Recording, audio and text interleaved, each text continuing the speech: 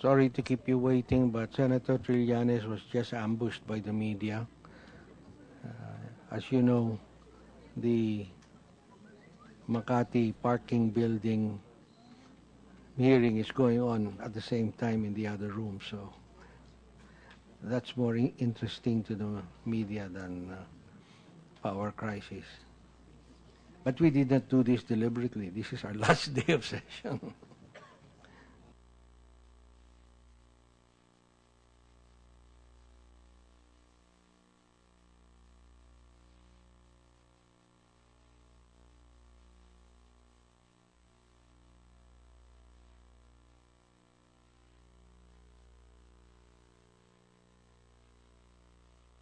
Good morning, ladies and gentlemen.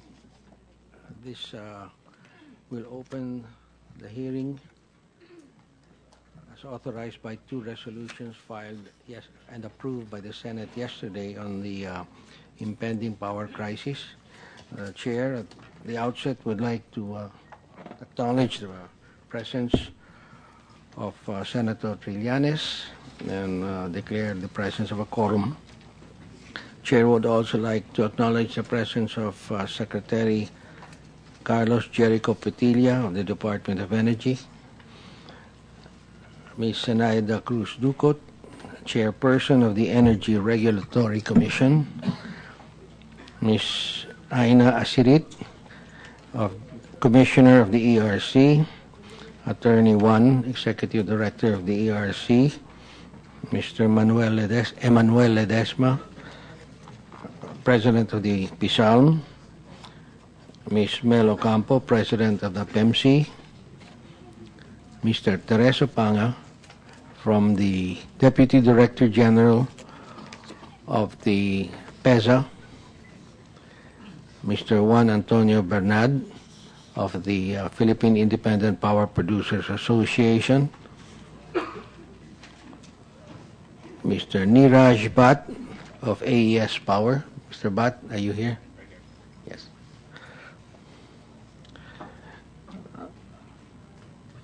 Mr. Alan Ascalon, Alan, of TransAsia Oil and Energy Development Corporation.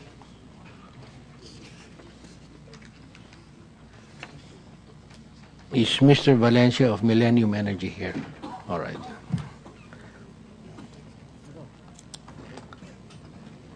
Is there anybody here from Team Energy? Thank you, Mr. Tristan Taghoy. Anybody from SEM Calaca?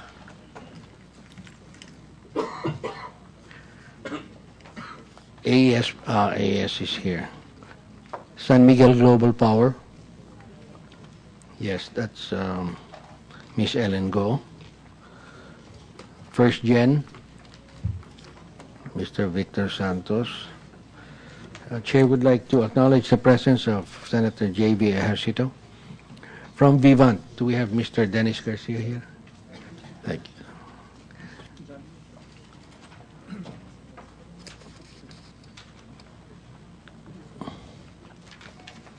Get his name out. From GN Power. Are you GN Power? No, okay. From KEPCO Ilihan. Thank you for coming, Mr. Wayon. From National Grid. Okay, thank you. You are Mr. Armand Pagayon? No, you're not. Mr. Raul Saludo and Mr. Santiago Di Maliwat.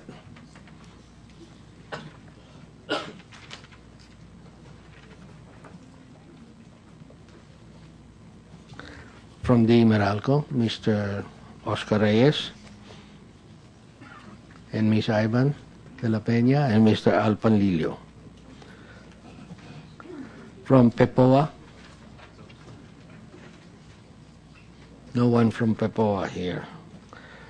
From the PhilReca, no one from PhilReca. From the rest, the Retail Electricity Suppliers Association, Mr. Rosius, Am I pronouncing your name correctly? Mr. Rocius, thank you for coming. From the Federation of Philippine Industries, FPI, no one. From the SAPI, is Dan La Chica here? Wala.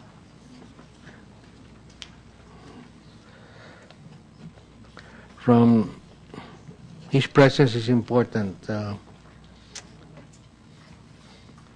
you give Dan La Chica a call? From the Philippine Iron and Steel Institute, Roberto Cola, not here. From Filipina Shell, not here. From the Makati Business Club, Mr. Ramon Del Rosario. Mon, would you take a seat next to Al Panlilio because I can't see you. What about from the PCCI? Thank you, Mr. Austria. From the representing the American Chamber of Commerce, Mr. John Forbes, thank you. Representing the European Chamber. Any rep from the European Chamber? None. What about from the MAP? Yes, Peter Wallace. Yes, Peter Wallace. Mr. Wallace, you're only allowed to testify if you're Filipino. Are you Filipino, Mr. Wallace? The House believes so. The Senate is not yet sure. All right. And from the Foundation for Economic Freedom, is there any representative? Ernest, could you take the seat next to Mr. Huayon? I don't have a good view of you. All right. Did I miss out on anybody who's seated at the resource person's table? I did not. All right. Now, without further ado, Mr. Secretary, you have asked the President, and the President has certified to Congress the impending power shortage in 2015. So we'd like you to justify to the committee how you came to that conclusion. Without further ado, we'll give you the floor. Thank you, Mr. Chair. Do we have a... okay. If I may, Mr. Chair, I'd like to present the outlook for 2015. And this is, we have many scenarios, Mr. Chair, but we'll focus on what we're using right now, which is the mild El Nino situation as declared by Pag-asa about 4 weeks ago.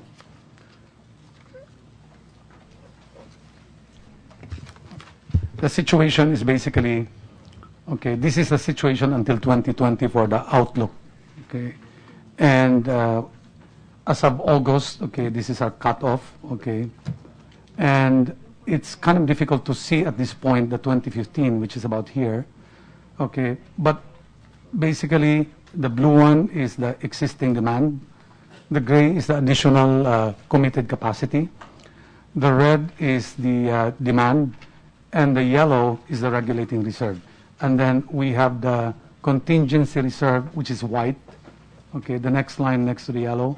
And then you have the dispatchable reserve on top, okay, which we hardly hit given the outlook that we have right now, including the committed capacities that are coming in. Okay, normally NGCP would start to panic when we have yellow alerts. And yellow alerts usually means when the supply, the available supply, is less than the contingency reserve, which is the white line or the line in between the yellow and the gray line. So this is what we're trying to hit at this point, okay, not to go into yellow alert, to surpass that, even though, okay, the required reserve is really the contingency reserve, dispatchable reserve. To have a better view, if we can move to the tabular form, okay, expanded muna, go back. This is the expanded for 2015. Okay, again, you can see that we have a bit of a gap, okay, which is below the regulating reserve. If we're below the regulating reserve, chances are we will have an MLD, or manual load dropping, or in plain terms, brownouts. Okay? This is what we're trying to avoid. Okay? Fall below the yellow line. That's the expanded version of 2015, and then we go to the tabular form. This is now the tabular form. I know it's a bit small at this point, okay, but the ones in red are actually the ones where we fall below the regulating reserve. The ones in yellow is where we have yellow alerts. In other words, the reserve that we have is less than 647 megawatts, which is the size of the biggest plant that we have right now. So, Where's the 647? I don't know if we're looking at the same chart. Can you point out the 647? it's actually the largest unit, Mr. Chair. The reserve, That's SWAL. SWAL, that's Okay. right. Either SWAL 1 or 2, that's the largest, and that's based on the grid code, that's what we have to actually put up as reserve, as contingency, beyond the 4% regulating reserve.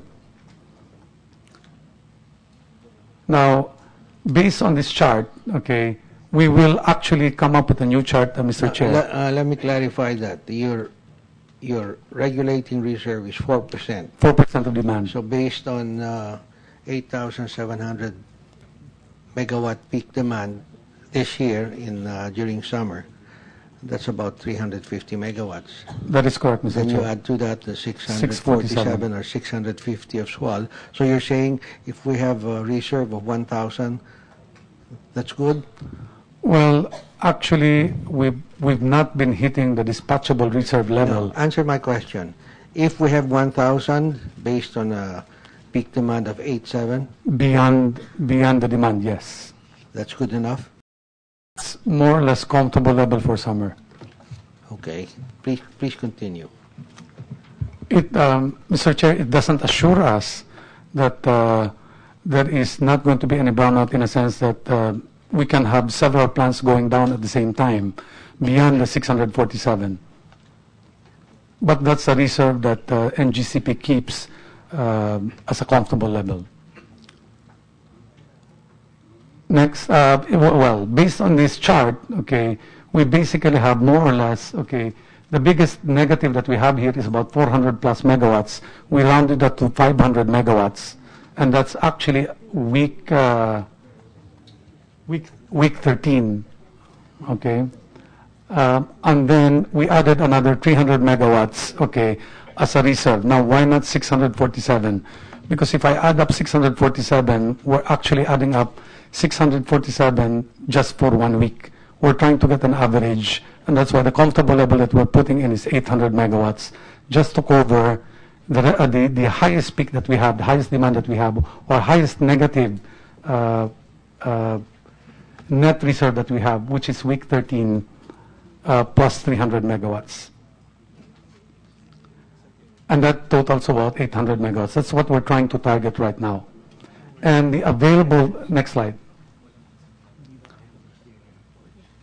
Can you go back, please? This is actually the mild El Nino. Wala na to, we've discussed this already. Next. We have to adjust this, Mr. Chair, because we had some discussion yesterday with NGCP, and it seems that Masinloc and Pagbilao agreed that their maintenance will be moved. Pagbilao, okay, will move their maintenance from May to June, and Masinloc from April to March. They made it earlier. So we will come up with a new outlook, but it's not so far different from the outlook that we have right now. Let me interrupt you. You'll have to establish first what our dependable capacity is before we go to your projected shortages. So would you like to go backwards and... Can we go back to this level?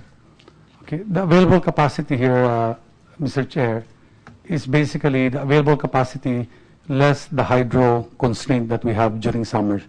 We have 11,300 megawatts all in all, okay, or 11,600 megawatts. That's a dependable capacity. But in reality, we actually have a lot less than that during summer because of the hydro constraints.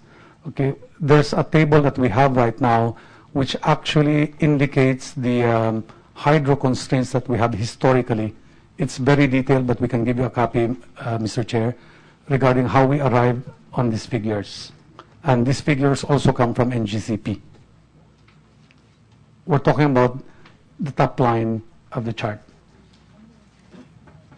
And then we have the average force outages as the next line.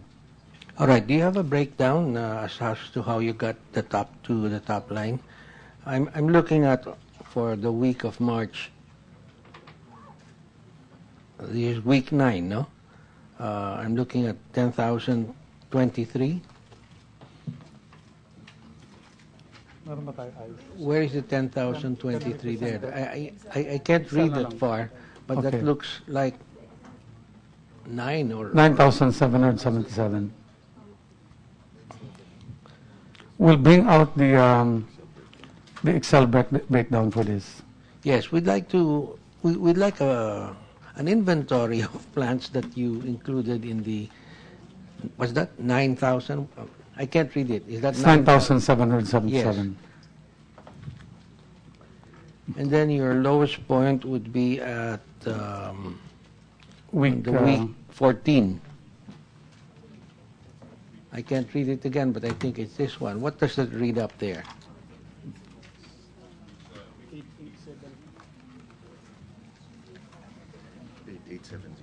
Can somebody who's close by read that for us? 8870. 887. Actually, the lowest point, Mr. Chair, is week 15. Okay, and the available capacity there is 9185. Wait a minute. The week before, they just read out 8870. That's right. How can that be higher than 91?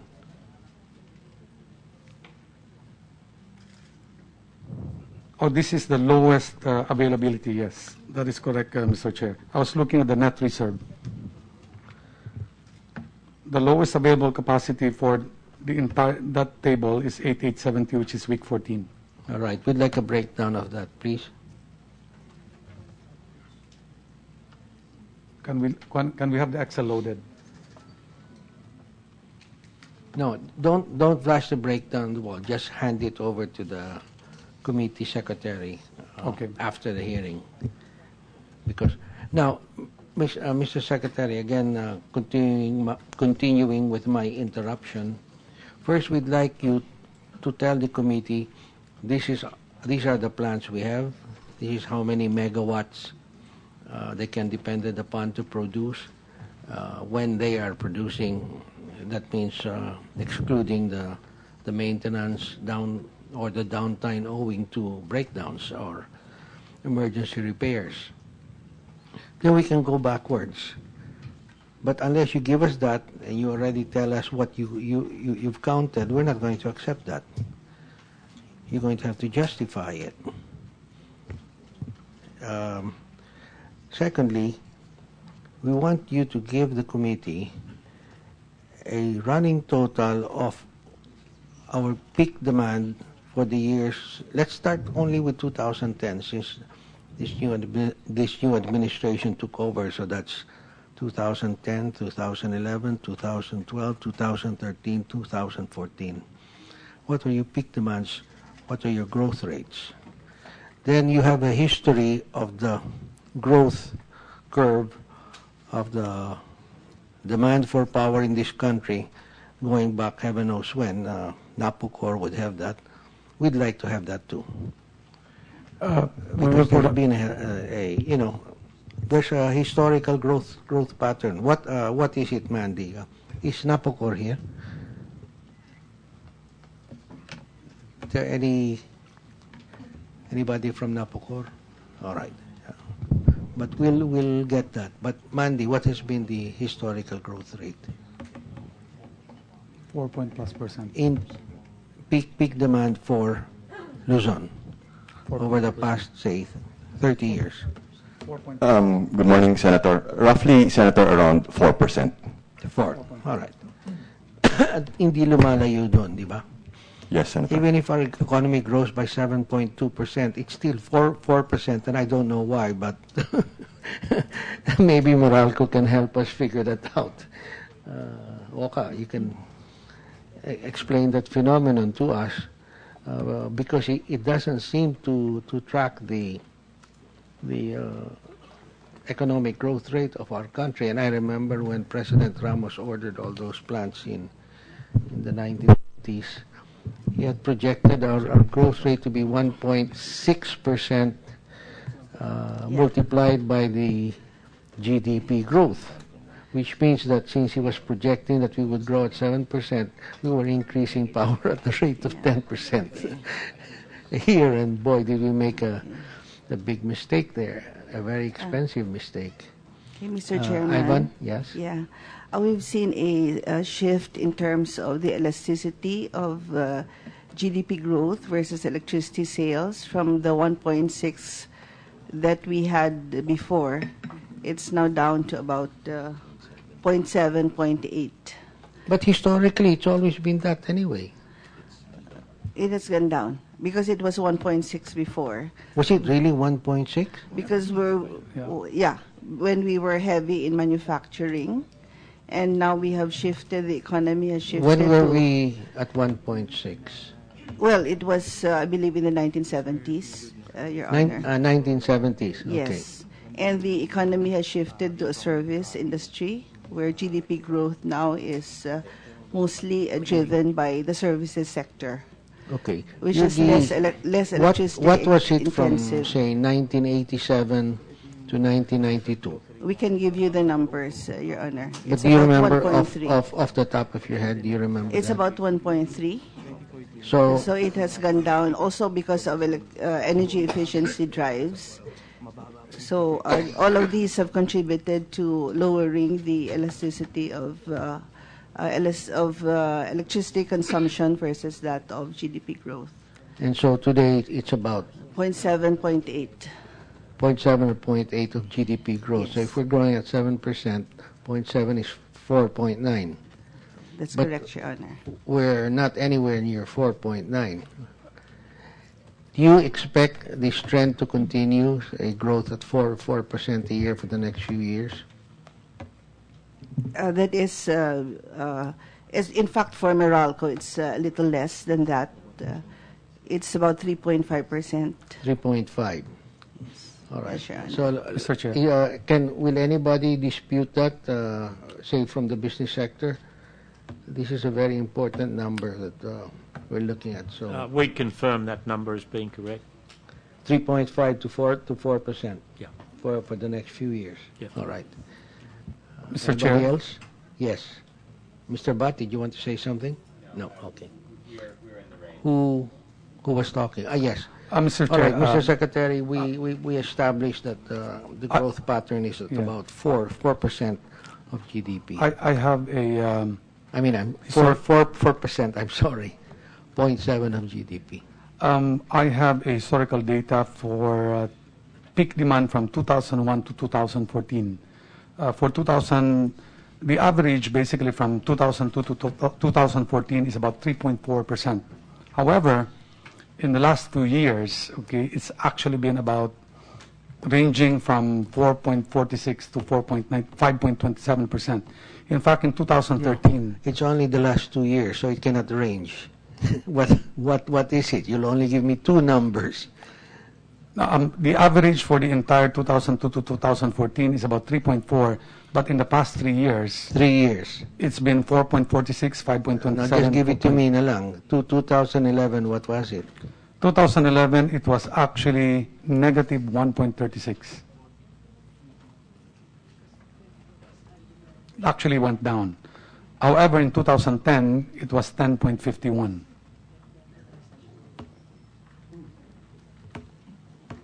Go ahead. Would you like me to move forward? No, yes. Give me the one in 2012. 2012 is 4.46, 2013 is 5.27, and 2014 is 4.96. 2013 and 2014 is 4.96. That's projected because we're not, the whole year isn't over yet, right? And we hit the peak already, Mr. Chair, last summer. Well, because we also had a low base in 2011, no? Now, if you average 2010 to 2014, what do you get? Calculator. Anyway, please go ahead then. Continue with your. Chair would like to recognize the presence of Senator Ralph Recto. Go ahead, Mr. Secretary. Yes. If we go back again, Mr. Chair, we will provide you with the list of plants that will add up to the top line of the chart, which is available capacity, including a planned outage. And this is what I'm referring to. We'll provide you with a breakdown of all the plants, okay, on how we arrive on this. And then we have the average. The next line is actually the average forced outage. Now, I say average because it's actually a range that can be anywhere from, for example, in the case of May, it can be anywhere from 4 to 13%, but the average is about 7.7%. The way we computed this is basically, this is on a month-to-month basis. In other words, for the month of March, for example, we averaged the forced outage of 2012, 2013, and 2014 in terms of percentage, and we applied it to the available. What would that percentage? It varies from March, April to May. I can only remember May at 7.7%. No, you don't have the figures with you? I don't have with me right now, but I can get it. Asan yung ano niya? Well, will you furnish the committee with those? We will numbers? furnish you with the copy, including how we arrive with the computation of percentage, Mr. Chair. Now, based on the forced outages here, when actually this was first drafted, I questioned this as well because that's a high outage. Okay, we're talking about 900, we're talking about 621. These are actually big numbers in terms of outages. But when we look at the 2014 outages, okay, it was actually to some extent close to these figures. In fact, the highest outage that we had was about 1,700 megawatts sometime on March.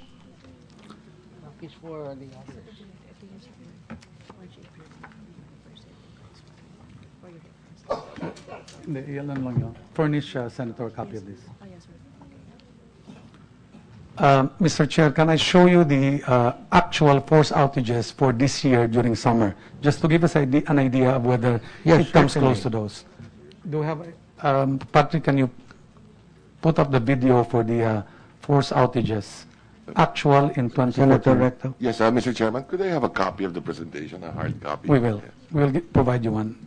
Can we have it now? When you Because say I can't will, see. in 5 minutes or tomorrow? We'll have it today. In fact,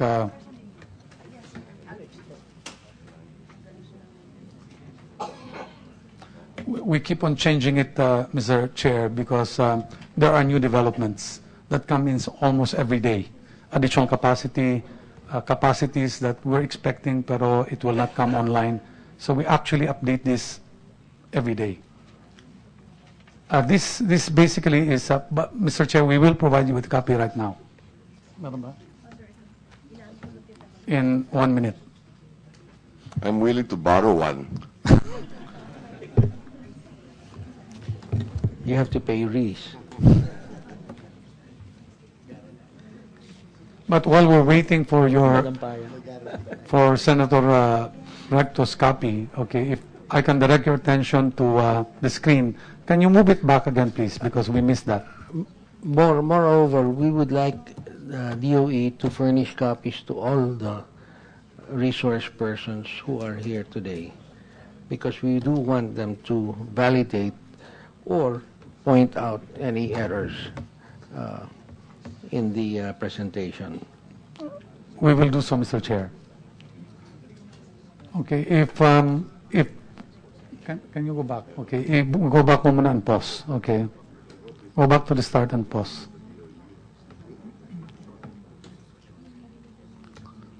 Okay, if I can direct your attention to the screen, these are actually the force outages for 2014. Okay. Sige, can you move? That's January. I won't go to each one quickly. I'm just going to ask them to pause when it's a bit big. Pause, pause. Go back to the 1,000. I saw 1,000 there. Okay. That's already February. We're hitting 949 already, force outages. Okay, and these are figures coming from NGCP. Next, go ahead. It went down, okay, but starting March, okay, started to go up, stop. And the highest outage that we had was actually March 19 and 20, of about 1,700 megawatts. Reached 1,050 on March. Next. May 2,000 pa pala. Okay, this is for just for a day on March 24th. Carry on. We're hitting 1,500. This is April already, 1,800. These are actual.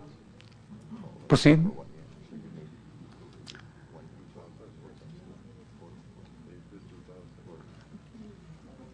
And then it went down on May. Okay, part of the reason why it went down on May, because in our computation, Mr. Chair, if you're out for about 30 days, we take you out as force outage already. We take you out from available capacity, but we also take you out from force outage, so that it will not actually skew the percentage. Otherwise, a permanent or a long-time force outage will give us a picture that it's actually a norm. It's not, so we take it out. At this point, we took out Malaya already, Malaya 1, 300 megawatts, because it's going to skew the overall percentage. Proceed. Okay, this is May. And then June, it started to go down. Okay, sige, go ahead. So what was the max in what was the highest? The one I saw was about 2,000 megawatts, Mr. Chair. Okay, so 2,000 is maximum. Maximum. All right, please proceed. Mr. Chair, just like Senator JV. yeah, Secretary Petilia, what is the status of Malaya right now? Is it operational? If I can ask Pisam to explain the details of Malaya, I know some things about Malaya, but they've been dealing with this on a daily basis. Because the reason I ask, Mr. Chair, is because Malaya has been always called upon, no? Every time there's a shortage, you know. That's why I want to ask whether Malaya would be available again in case we have shortage again in the peak months. Is it operational? Is it under rehabilitation? What is the status right now? There are two Malayas, Malaya 1 and Malaya 2. Malaya 1 conked out in March of this year. Some technical people will give you an idea of where we are on this. Malaya 2, okay, is what we're hoping that's basically our reserve for 2015. It also conked out last Monday. It's not running right now, but it's more on the auxiliaries. So we're confident that it will run, but we're not sure if that will actually last the entire summer next year. But the technical people of PISAM can probably give you some idea on this. If we may, Mr. Chair, if we can ask PISAM to explain. Yes, certainly, Mandy. Mr. Chair, if I may allow our technical person to explain the Malaya 1 and Malaya 2 running.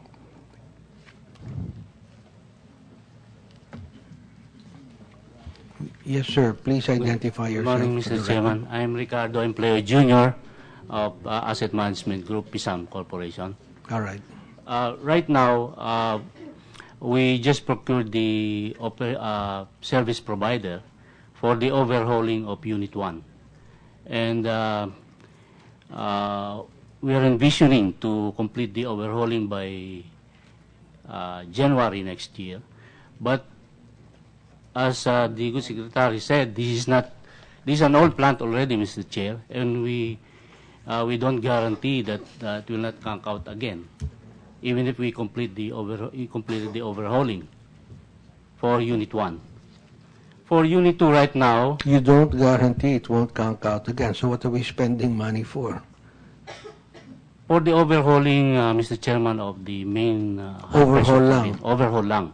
But for the Walang other, repair, walang bypass, walang angioplasty. Overhaul lang. overhaul lang. Ha? Yes. Hindi. For This is other, a very old plant. How old is it? 40 years old? 1979. since 1979. No, that's not that old. Yeah, not that old, but No. other auxiliaries, we don't know if they will. What you're saying, you will not know until they open it up. Yes, Mr. Chairman. And when will they open it up and be able to inform you Our of the schedule type is of work that is needed to get it back? our up and schedule running? is next month, Mr. Chair. They will open it up by next month. When will you know? Simple lang yun. For the high pressure turbine, we would know by next month, Mr. Chair. No, when next month? October. Mga araw sa next month. There's October 1, there's Oh. October 15, there's October 31. Maybe middle of or middle up to third week of October, Mr. Chair. Okay, so around the middle to third week of October, you will be able to tell the president of PISAM, sir, these are the repairs that we have to undergo, this is how much it's going to cost, this is how long it's going to take. And the chances are, if we successfully do all that, it will be finished in time for summer. We hope, Mr. Chairman. But that's not going to be easy because this is an old plant. I have had estimates that minimum 1 year yan. Mr. Chair. Yes. Sorry, Mr. Secretary. Just quickly. Mr. Chair, Mr. Chair, I just wanted to add, even if we assume that Malaya starts running, that can only run for 60 days for PMIN, no? So I think that's a very important point, Mr. Chair. Well, just start it up on April 1 and close it down on May 31. Make sure it does not break down on March 31. Mr. Chair, if I can add, It's 60 days because of the fuel constraint. Yes, Mr. Chair. can I add Yes. to that, Mr. Yes. Basically, okay, this is what's going to happen. It's like an old engine. Okay, you open it up, you really don't know how you know what kind of parts you're going to need. This is an old plant, and there are no readily available parts.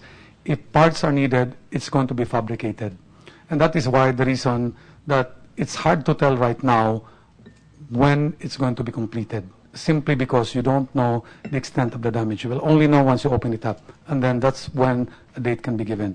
However, our concern, okay, and this just came to me again because I was informed by PISAM, that Malaya 2 is really due for overhaul as well.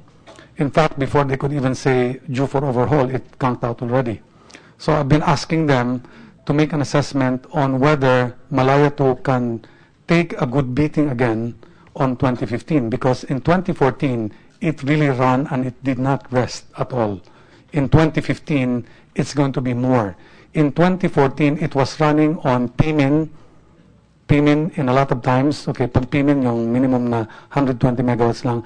But every now and then, it went up to 320 or 230. Now, in 2015, our projection is that it should run 7 hours at maximum, okay, rather than minimum. And we've been trying to get an assessment from the engineers whether it could actually take that kind of running condition. And so far, in our meeting yesterday, the recommended performance of Malaya 2 is it should only go to about 320 megawatts, 2 hours a day. And then it will have to go back again to 230, not necessarily PMIN, but That's got 230. a nameplate of about 350 megs, right? 350 megas, that's All right. So 320 is not bad, but if you can run continuously at 120, then the committee can count on that. My question now is, why are you not rehabbing Malaya 2 instead of Malaya 1? I think Malaya 1 is useless. You shouldn't even bother to spend on it. Sell it for scrap. Now, Malaya 2, that's a younger plant, and that seems to be a better plant. Am I correct, Mr. Ledesma? Yes, Your Honor. So if we were to rehab Malaya 2, call it what you want, overhaul, rehab, but get it in running condition in time for summer next year, would we be able to do that in the few remaining months we have left?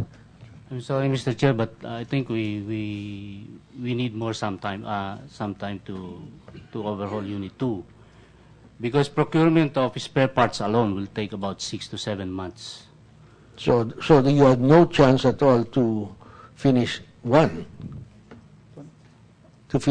1. There is a proposal that the service provider will perform as reverse engineering, they say. So they are committing to complete the rehabilitation in 3 months' time. This is KEPCO.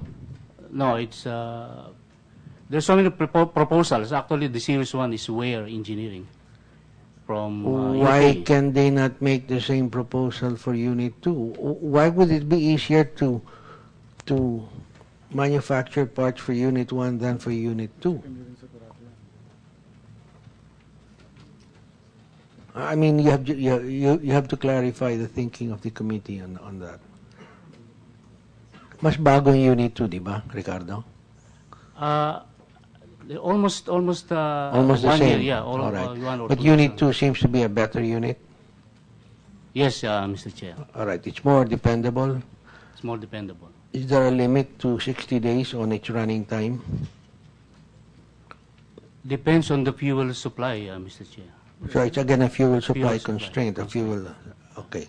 So both are 60-day cutoffs as far as fuel is concerned. Yes, Mr. Chair.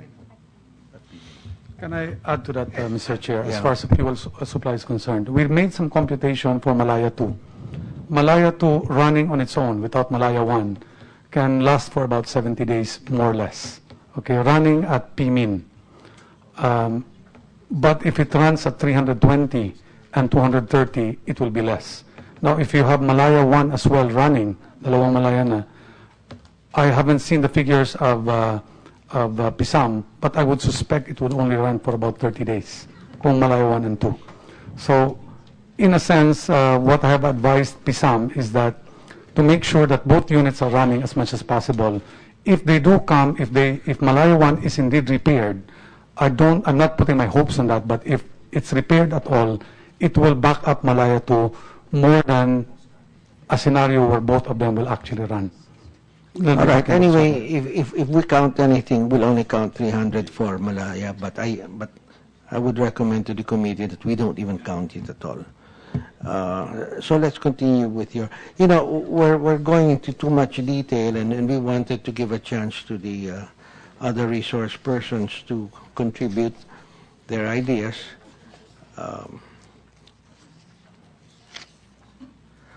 Just give us one number.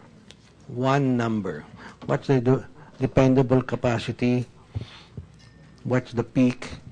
The peak we know is about 9,100 to be safe and to round off for summer, di ba?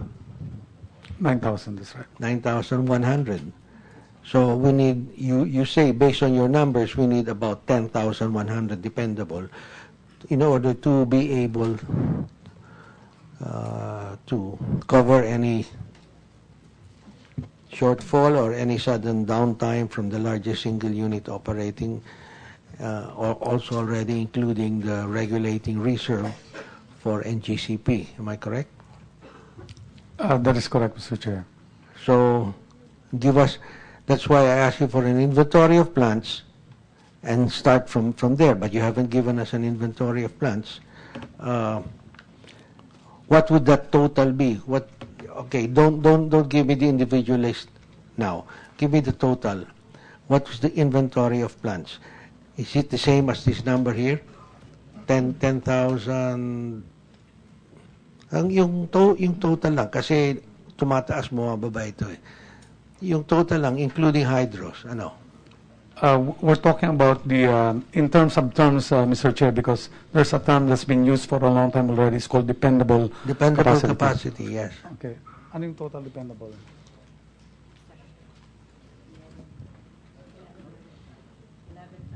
11,500. Okay, total dependable capacity is 11,500. How much do we lose from our hydros during summer? Maximum, so we'll be conservative. Give me a max. 900? 800? Ano ang nawawala sa hydro? You're talking of Magat, Pantabangan, Ambuklaw, Binga, San Roque, Angat, and CBK. Yun na, mail na. Ilan? Ilan na nawala? Out of 1 to mga 400. Ang nawala? 400 na? Oo. Kasi from 1 to Tapos There's somebody from Boitis group here. Yes. sa 400. Cholo. Huh?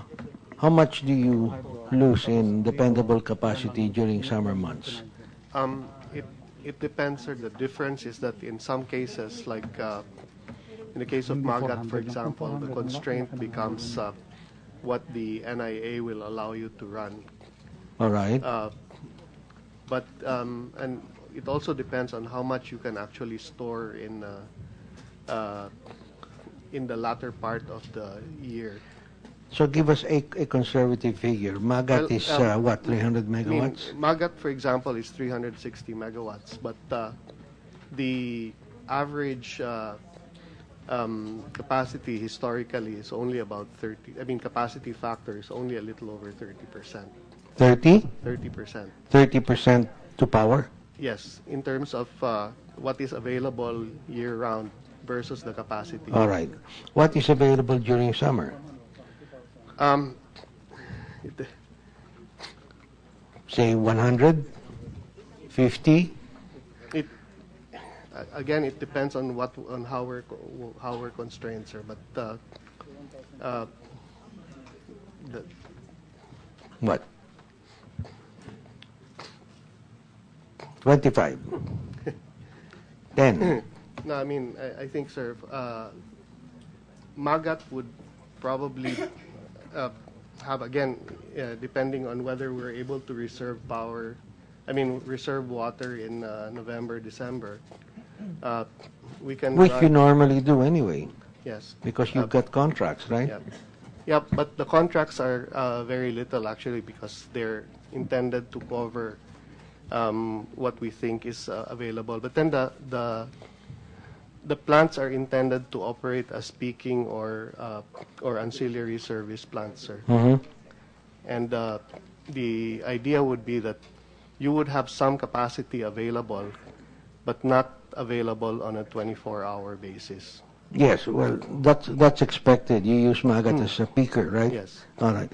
So you've got contract for Magat. Very little, sir. And I think with NGCP, part of the contract is firm and part of the contract is non-firm.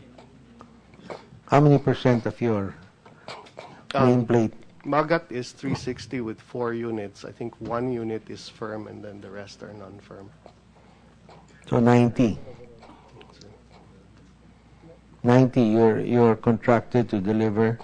As a regulating reserve. All right.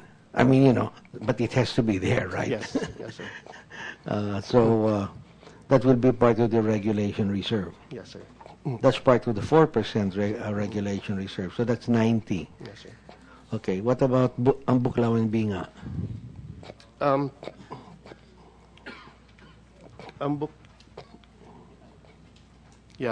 Ambuklaw is rated now at over 100 megawatts, but I think a figure more like 75 to 80 would be. How much water will you lose during the dry months, summer months? What can you be depended upon to deliver in March, April, and May? I'll have to get the You have your projections anyway in your office, diba? Yeah. So would it be 40, 45, 50? Bumababa yan during summer, di ba? Yes, sir. Also Binga. Binga is, what, 100 megawatts? Yeah. Nameplate. What's dependable in Binga? Well, the sorry.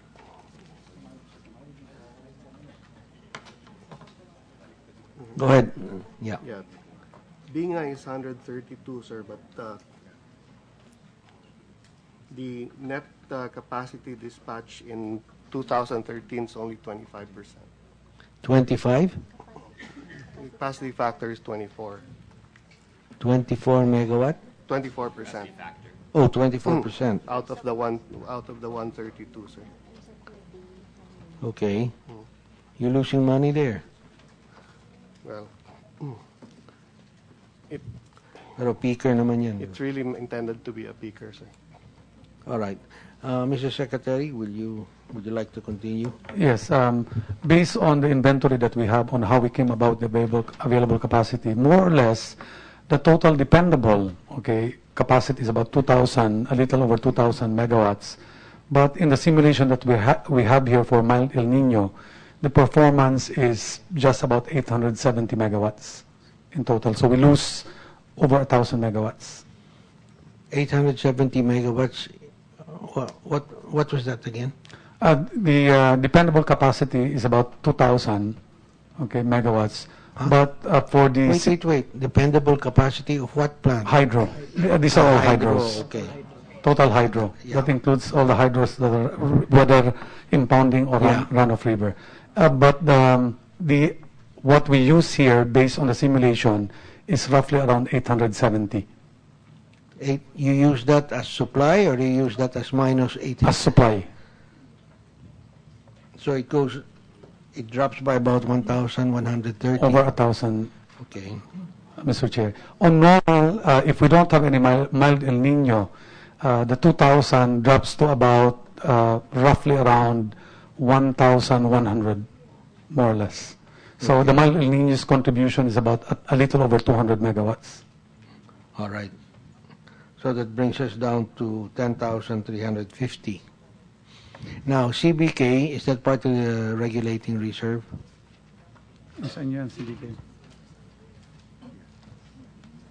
Yes, Your Honor. That's what, 870? Total, Your Honor, is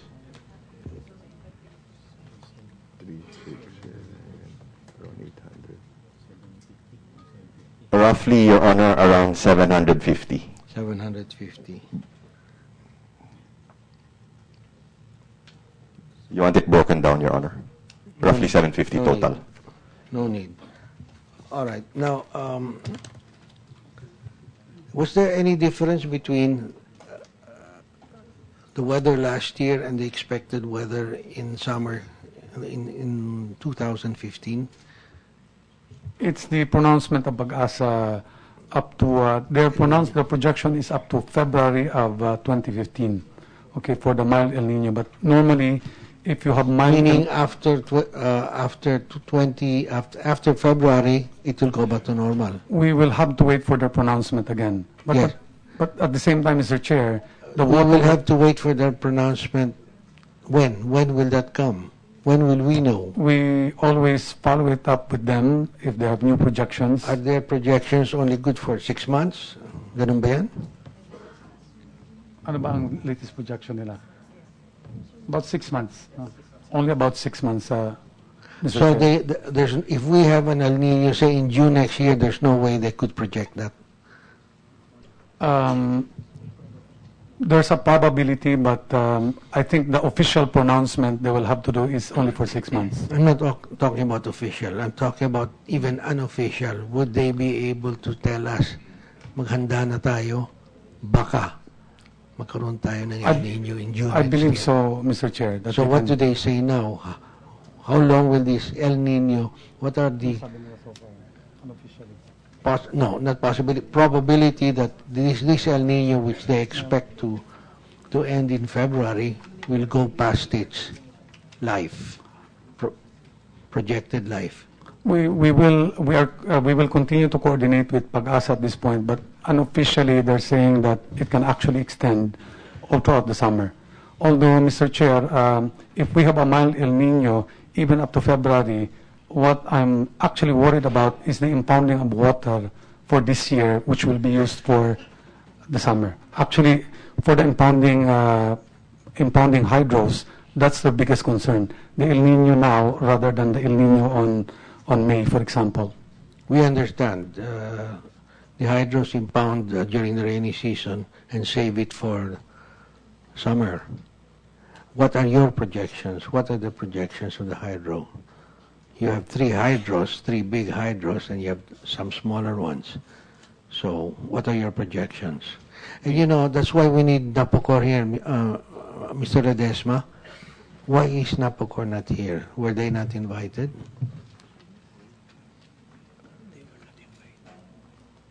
They were not invited. Would you please make sure that they're invited every time? Yes, because Napocor is also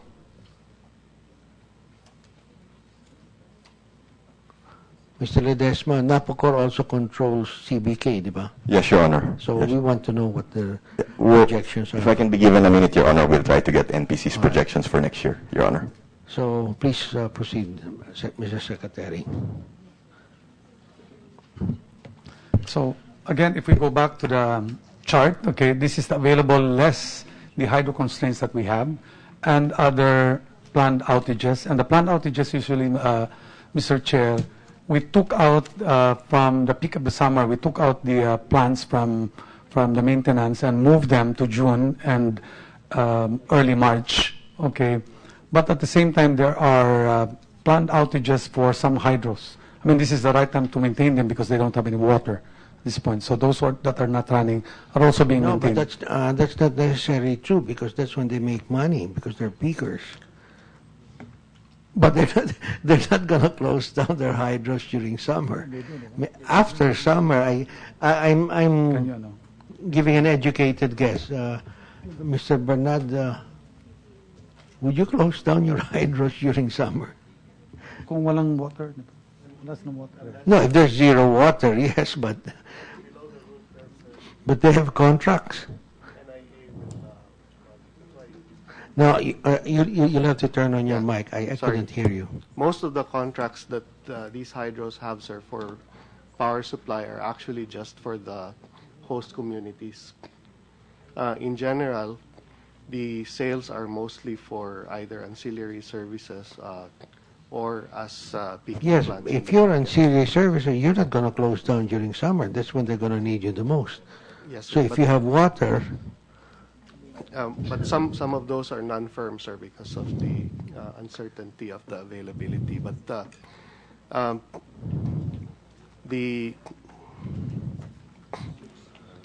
think last year the constraint that the NIA set was 600 megawatt hours per day for Magat. I don't understand that. 600 megawatt hours per day? Yes, sir. That's 600,000 kilowatt hours per day? Yeah, 600. 600 megawatts is 600,000 kilowatts, am I correct? Yes, sir.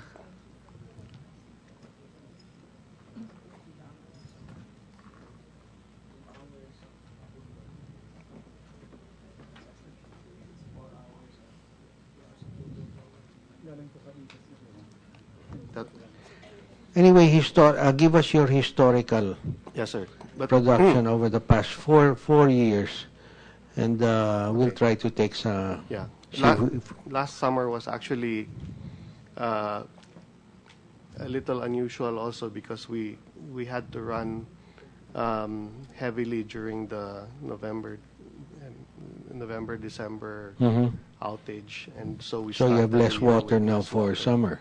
Yes, sir. But basically, that's like running 2 to 4 hours a day, depending on the capacity that you use. I don't understand that. That's like running 2 to 4 hours a day. Yeah, because Is that good, bad, or? That's I mean, that's bad. That's not, you're not able to optimize the plant. Okay. That's bad because of supply constraints. Yes, sir. Normally, how many hours a day would you look to run the plant? 6 to 8? Well, if you look at the average, sir, and it's like I said, it's something like 29 to 30%. That means you're running at, that's the equivalent of running at maximum capacity for about 29 to 30%. That's more than peak time. That's about 7 hours average. Yeah. The only thing is that the distribution is not the same. So it's during summer, it's more like you can run 2 to 4 hours, and the rest of the year you can run at higher. I see. All right. Thank you. Please go on, Mr. Secretary. Mr. Chair, just to add to the Magat, actually in the GOMP, the planned outage for Magat, there are 4 units. 2 of them will be on maintenance for the entire March for 4 weeks.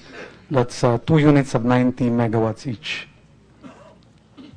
And then you have Angat as well, which will go on maintenance. And that's because Unit 1 and 2 are barely running during summer because of water constraints. And they use Unit 3 and 4 for that. Okay. So from this slide, okay, we have the force outages. We just showed you the force outages for 2014, which was, you know, some numbers were lower than the averages that we have here, but some were also higher. But I don't want to look at the highest, because otherwise we're looking at thousands and thousands of megawatts that we have to chase at this point. We limited it to 800 megawatts that we have to, it's not a comfortable level, Mr. Chair, but it's actually half of the, more or less half of the contingency reserve for the lowest net reserve that we have, which is week 15. So we're trying to target at 800 megawatts. Next slide, please. Next slide. Okay, so we did an inventory, Mr. Chair. How do we address this 800 megawatts? Now, please bear in mind that the 800 megawatts have many assumptions. It changes almost every week. In other words, almost every day, we get new numbers of additional capacity that we're trying to extract from every corner of this country. But at the same time, we also get information about delays in new projects coming in. Malaya 2, okay, being unreliable in a sense because it just went down. So we're getting an inventory, and so far the inventory is something like this. Okay, this is the latest inventory that we have. If we're targeting 800, we have... No, we're not targeting anything. Just tell us what are the new... First, let us determine how you got to the 800 megawatt shortage. You can remove Malaya for all we care. The lowest point I see in your chart is 377 megawatts on week 15 of April. That's April. We have here 442, Mr. Chair. Okay, you want to increase that to 442. That's your new number. So that's your max. Mm-hmm. That's your maximum deficit based on your regulating reserve of 4% plus the size of our biggest unit, 647. So that's about 1,000, Mr. Chair. Okay. So how come I have a negative 377, or as you wanted 442, if you have already factored in the 647 megawatt of Sual? The 442, Mr. Chair, is basically, it's the total available less force outages, okay, and then we subtract the peak demand and the regulating reserve, and then we end up with negative 442. We did not include here yet the 647 contingency reserve. This is just a negative based on the regulating reserve.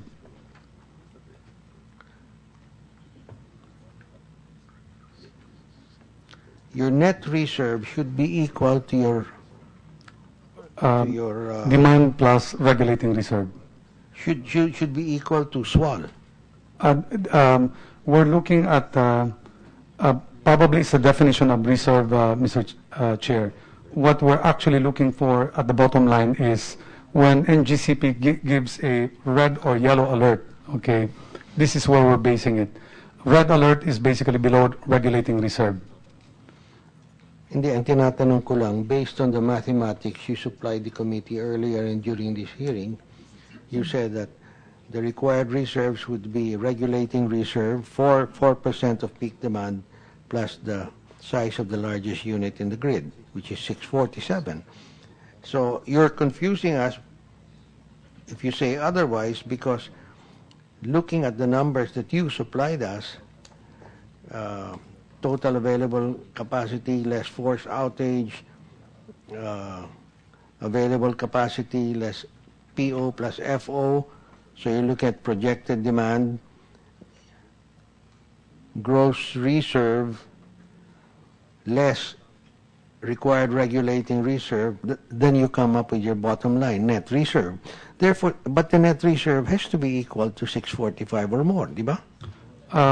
Again, the definition ng Mr. Chair here, what we're simply trying to point out here is again, ano ba ang red alert natin? When do we hit red alert? I'm not talking about red alert. I'm talking about your mathematics. If this were, if you got the 645, then you would say we're above safety level. That is correct. So therefore, the 377 or the 442, we add that to 645, and that's all we need. It's 442 plus 645. That's correct. In fact, if you look at week 10 in the chart, it's 1,057. So more or less, okay, you're beyond 647. So week 10 is like it's a normal condition that we have. So Yeah, we have 645. That would be included in the 1,000, whatever you in the have. 1,000. I have 1,032. So if the bottom line, if the bottom numbers is greater than 647, then more or less you don't have any alert there. You've reached your contingency reserve. If it's greater than 647, that's SWAL. So That becomes yellow alert. if it's below Yes, 647, if it's below it 647. becomes yellow alert. If it's negative, that becomes red alert. Pag naubos yung 647, that's what you call negative. Red alert, that's right. In other words, the regulating reserves remain constant at 4% 4% of demand, of peak demand. peak demand. Di ba? Okay, so based on these new numbers, you're projecting that we're short 1,000 megawatts. 1,000 megawatts. Okay. 1,100 1,100. megawatts. 647 plus 442, 1,100 megawatts. If we are to actually maintain the contingency Now, reserve, I'd like to see similar numbers or run for the previous years, 2013, 2012, 2011, and 2010. And the reason for this is I don't know why you just woke up one day in June and said, oh, we not only have a power crisis, I need emergency powers for the president. What was the... factors Epiphany. leading to it. You had an epiphany there, and we want to know Yes. what caused that. What caused that, Mr. Chair, was actually several events, okay, that happened in between January and June 2014. Okay, we had EWC, for example, Energy World. Okay, that was a final date that we had to take them out of the picture because several commitments already have not been met. But Energy World was never going to be able to finish in time for summer. If they continued now, I mean, if they started construction now, it'll take them 3 years to finish. In the projection, Mr. Chair, in 2013, okay, they were still actually in the committed projects. That's why we had to validate on 2014 whether they're not going to finish. No, committed is one thing, but they were never scheduled to finish by 2015. They were actually scheduled to finish on Then you would 2014. have seen already the jetty coming up, the construction going on, etc. in 2013. They would have been two-thirds finished already. I mean, how can your boys miss out on that? Don't they have regular inspection trips? We do, Mr. Chair. Not how every could you- month, but How we could do. they miss out on that? I mean, it doesn't even have to be every month. Masking once a year, malalaman natin kung if they're going to finish on time or not. And right now, the last word I have, today, they have no jetty, they've got half a tank, they have nothing else. How? Even if this were last year, there's no way they could finish. Even 2 years ago, there's no way they could finish if you inspected that in 2012, and that's the status of their construction. Based on their written and to us, and you cannot. Oh, no, I don't. I mean, you know, if that's the way the department makes its estimate, good Lord, anybody can make a promise, but it's impossible. I mean, there are several here. I mean, you know, let them contradict, and I won't fine you or anything if you contradict me. But it's just impossible. So how could that be taken? What's that? 600 megawatts? 200 megawatts. That's the first. That's unit. the first phase. That's why we were. Walang regas. How are they going to? That's supposed to be a gas plant, di ba? How are they supposed to feed? They didn't even start any regasification construction. Anyway, that's only 200 megawatts. Yeah. What else? Aside from the 200 megawatts of EWC, of course, there's Malaya, 300 megawatts. Okay, we only got word from PISAM of the damage of the Malaya. Actually, it came out on March, and they asked for 3 weeks. Okay, if they can, Malaya 1, if they can actually start it. After 3 weeks, there was still vibration. They tried to fix it again, and finally, sometime June, they actually said that it needs a total overhaul. And that's when we decided we cannot take them into account already. And then we also compared the forced outages in the previous years, okay, as against 2014. But we had to finish summer, basically. And by June, that's when we found out of the historical data of the forced outages that it's going to be higher than the usual. And then there was also the estimate of NGCP. We actually were short by 100 megawatts in terms of projection. In other words, the actual was higher by about 100 megawatts to the projected peak demand. Projection was 8,006, actual was about 8,700. So we add this up, and then we make our adjusted projection for 2015. That's when we find out that we have a problem. Not to mention that there are also projects right now which we're trying to verify whether they will actually come online on summer of 2015. Senator Recto? Thank you, Mr. Chairman. I'll try to be as brief as possible, Mr. Chairman. Secretary Petilla, based on the presentation you made, you're looking at, in effect, you're asking for emergency powers to contract anywhere between 900 to 1,500 megawatts. Is that correct? It's not only to contract, but among other measures, maybe a combination, but among other measures, yes. Yeah, but no, let me start first with, there are 3 powers you're asking for. One is to contract, the other is possibly to contract without public bidding, and the third is even emergency powers to take over private plants.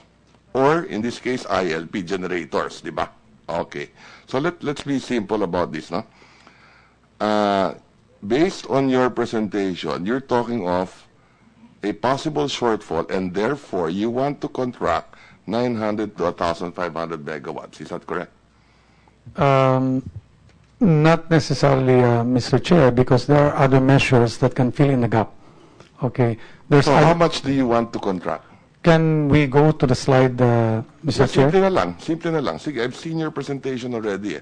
So more or less, how much do you want to contract? Okay, we started with 300 megawatts, Mr. Chair, but we're continuing to, among other measures, okay, we're continuing to look for other solutions, contracting ILP, but basically what we originally asked for was actually contracting, purchase or leasing 300 megawatts of additional capacity.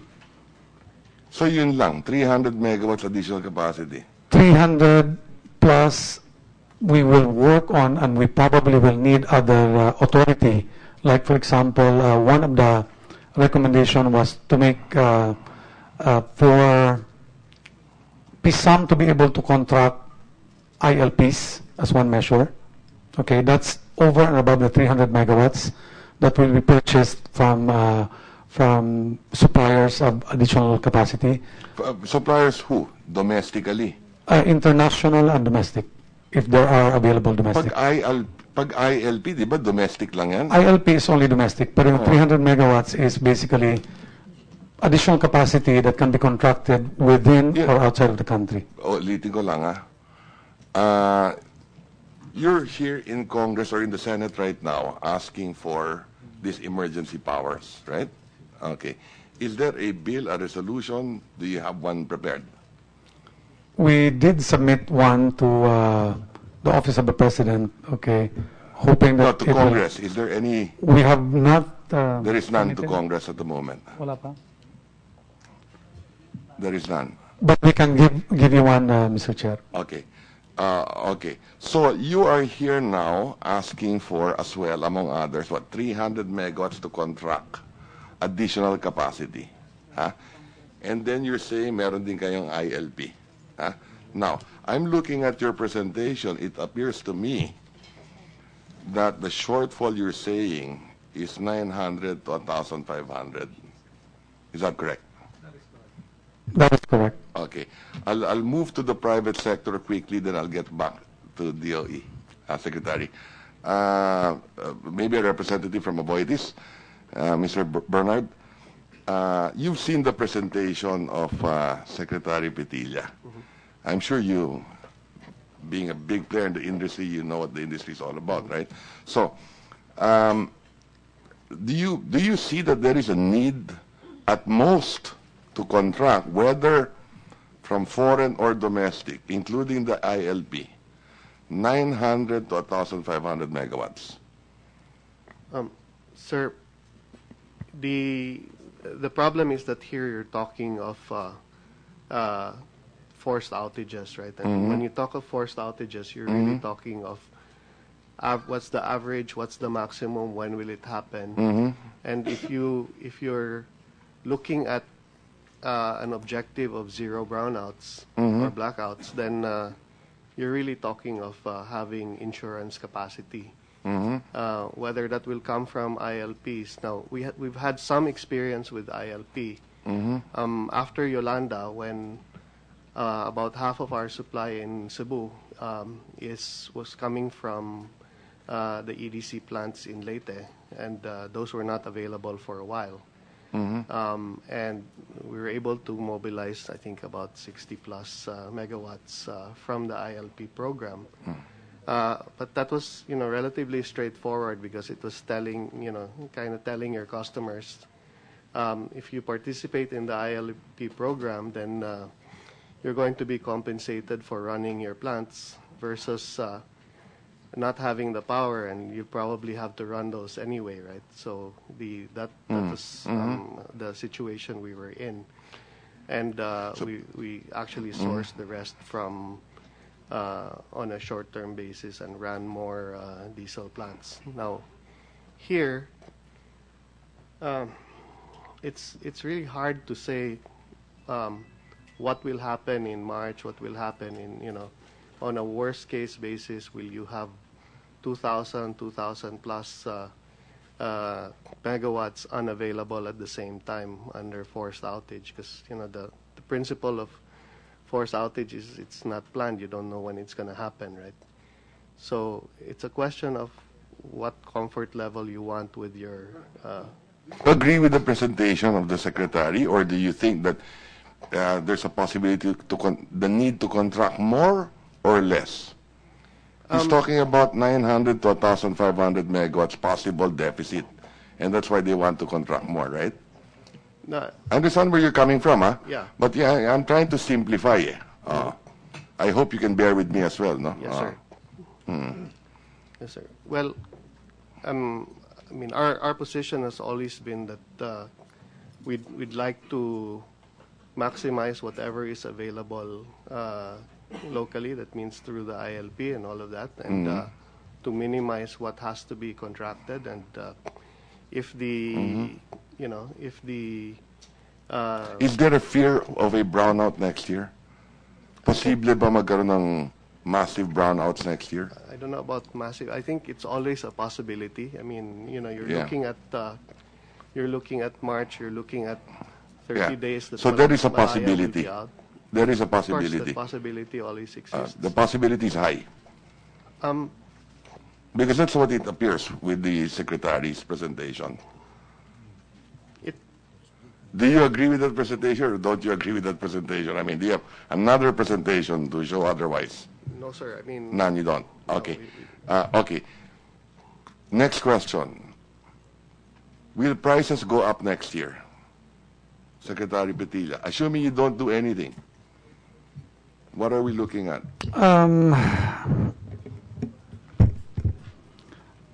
Are we looking at a 4 or 5 peso price increase next year? I mean, without doing anything. Without doing I'm trying to understand why are we here? Yeah. What are we doing here? No? One, do you need, there is a deficit and therefore we need to contract additional capacity? Or, papalo ba ang presyo at kayo gusto ninyong mabawasan yung pagtaas ng presyo? Ganito. I just want to understand. Ganito lang. If we have a red alert, and we have many red alerts, okay, chances are the market will be suspended. Ibig sabihin, merong isang presyo na administered pricing i-apply ang WESM. So, if you ask me, during red alerts, and we have many red alerts na projected, it will not increase because the market will be suspended. So there is no, by not doing anything, there is no fear of a rate increase next year. I don't... It's either brown out or walang rate increase. Parang ganyan ang lalabas. No, for goodness sake. Okay. You order plants, we're already talking about 25 pesos per kilowatt hour capacity fees, for goodness sake. Yeah. No, I was talking about not doing anything. My question was on not doing anything. All right. If we have brownouts, Mr. Senator, I mean, not if we have brownouts, if we have shortages, the WSM spot market pops up, just like what happened last November. So how can you say there's not going to be any increase? Because the bidding will definitely go unless up. There's a cap. Now, in the they have WSM. a cap on the WSM, but it's a complicated cap that if it goes on for, it's prospective, right? Now, we also question WSM on that because then you're telling the peakers don't come to the Philippines. In other words, you're formulating energy policy instead of the Congress. Market distortion. And we're going to take you to task for that. We're getting there, but that's one of the issues that we find very difficult to prove because prove to accept because we have baseload plants, we have mid-merit plants, we have peaking plants. And if you remove the peaking plants, we're going to have a real shortage because you can't use a coal plant to be a peaker. They're not going to develop a coal plant in order to sell during the peak hours. You cannot stop and start a coal plant. Masisira yan.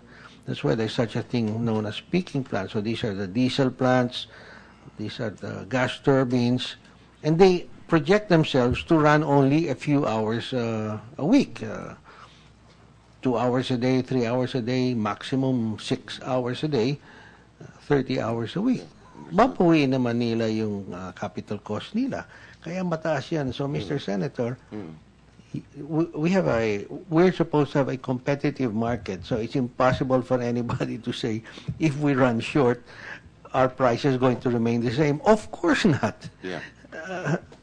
We wrote the law that way so that we could use the pricing in the WESM to attract players in, because those become the pricing signals that will attract players into the system. We don't force them to come in. Yes. I agree with you, Mr. Chairman, precisely why I'm asking these questions to the Secretary. No? So, ulitin natin, sinasabi natin na kulang ang supply by next year. Maraming forced outages, I suppose, based on historical data. Okay? We're looking at 900 to 1.5. You have to meet that supply, either through contracting, foreign or domestic. When I say domestic, that includes the ILP. Okay? If you do not do this, you have the potential of a brownout. That's one. And or, assuming that there is domestic capacity. Tama yung sinabi ni Senator Osmeña, Mr. Chairman, natataas yung presyo, I suppose. What are we looking at? Doubling the price? Mr. Chair, And you mentioned, Secretary, that you don't expect any price increase, right? Mr. Chair, may I... And how will that happen, Secretary? Because you will use the WESM, in effect, I'm trying to understand, to depress those prices. Is that correct? Mr. Chair, can I qualify this? Because Okay. I'm looking at the chart right now. There are about 7 or 8 weeks where you have a red alert. If you have a red alert, okay, ibig sabihin below regulating reserve na ang supply. Kung baga wala ng supply sa WESM. In fact, WESM cannot supply anymore. Okay. Brownout na yun. Brownout na yun, How many weeks is that, yung brownout? about, in our projection, about 7 weeks. 7 weeks. So that's 2 months of brownout. 7 weeks. Rotating, siguro? Rotating, yeah, rotating. What we're looking at here is that when you fall below regulating reserve, the rule in the WESM is that the market is suspended. What will be the price kung suspended? It's actually the average of the last 30 days, day-on-day comparison. In the past, it's average something like 6 pesos, okay, rather than a skyrocketing 25, 30, or even 62. That's what usually happens. Now, on the days when they are yellow, it can spike up, okay? But then again, as what was mentioned earlier, we have a secondary cap. If that is taken out, it will go up, definitely, okay? I understand now. Let me move on, so as not to waste the time of the committee. Okay.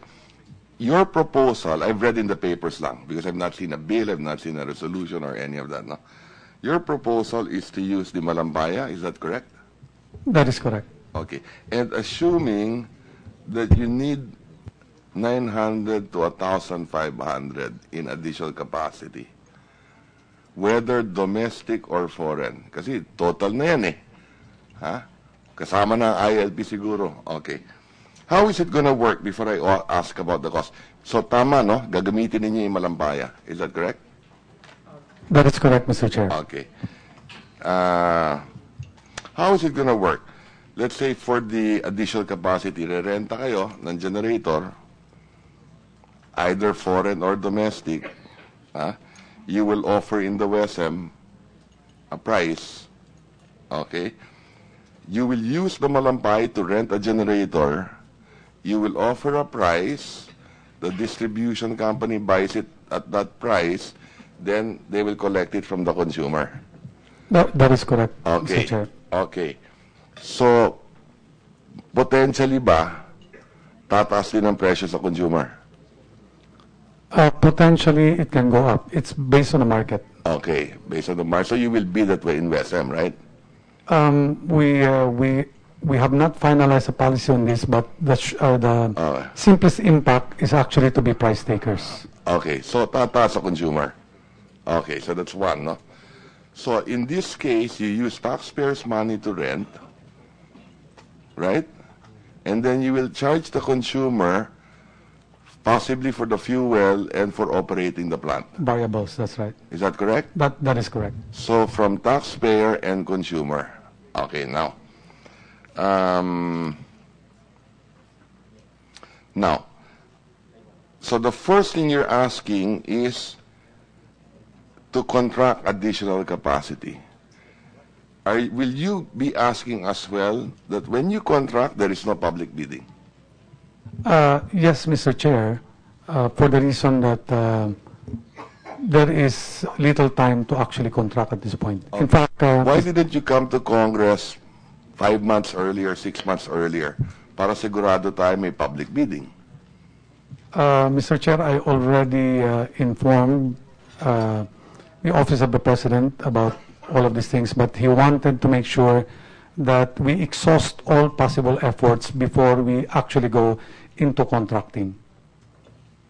In other words, before we raise the Section 71, okay, he wanted to make sure... Pag-aralan na mabuti, parang ganun ba yan? Hindi lang pag-aralan, Okay. hanapin niyo muna lahat ng pwede niyong kunin without invoking Section 71. Okay. So today it is September, and because it is late in the hour, so to speak, there's an additional request. No public bidding. That is correct, Mr. Chair. Okay, so thank you for that response para maintindihan lang natin to. So kung walang public bidding, how will we know that we got the best price? We have tasked PISAM to actually do the contracting because they're the recommended body to actually do the contracting. And I've asked PISAM to come up with measures to make sure that everything is transparent, including posting in the website all quotes that have been submitted to them with the consent of the supplier, Okay. if at all there are suppliers. Okay. So, one point, Secretary, kung gagamitin na rin naman, assuming lang that we give you the authority, okay? And gagamitin natin yung Malampaya. Bakit kailangan tumaas sa consumer? Because, Mr. Chair, what we want to happen here is that we want to make sure that there is power, but at the same time, we don't want to charge the entire cost to the consumers because that will be exuberant. On the other hand, we don't want to make it free. Otherwise, people would be praying for power crisis every time. So, No, we're not saying make it free. I'm just saying that gagamitin mo na rin yung Malampaya eh. You'll be using that to rent the generators. To me, this is how it looks like. You don't do anything, potentially the price can go up by what, 4 or 5 pesos a kilowatt hour. Okay, balik tayo. December of, when was that ba? 2012? 2000. Pumalo ang presyo, di ba? 13, 13, by how much? about 4 pesos. Di 4 pesos pumalo nun. Okay. So potentially ba, without doing anything, pumalo ng 4 pesos? Hindi na siguro because the cap right now is now 32. from So, 62. okay, hindi pa palo ng 4, pero walang power. No, there is... Without doing anything nga eh. Without doing anything, the cap actually, last December 2013, has been reduced from 62 when Correct. 4 pesos happened. Correct. And it's now 32 currently. Okay, it's 32 now. It's 32 now. Okay, if they don't, if they think the price is too low, di walang power. Assuming. No, we need to say, no one's gonna bid at that price, assuming. It's ongoing right now. They're actually... No. Right now it is. I'm following from what you said, Mr. Chairman, earlier, no? Na tataas ang presyo next year without you doing anything, assuming that there is supply. Is that correct? Possibly. Normally... Kasi kung kulang, I mean, it is normal to understand, kung kulang ang supply, tataas ang presyo. I'm just trying to find out, based on your studies, you have all these studies eh. Magkano tataas ang presyo without doing anything? ganito na lang siguro. If December 2012, pumalo ng 4, although hindi na pass on nga, di ba? Okay. Pumalo ng 4 pesos, potentially ba pwede mangyari yun next year?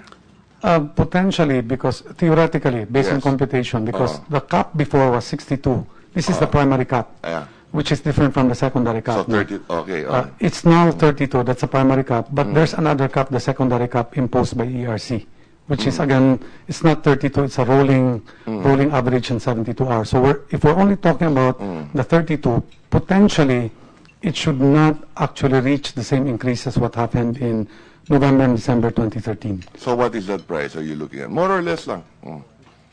2 piso? Matataas. Oo. With the secondary cap, if that's put in place, okay, we're seeing the prices. I think Meralco would be able to actually do a simulation in this. But basically, every summer, mahal ang kuryente. Tumataas talaga ang presyo ng kuryente. And then it goes down.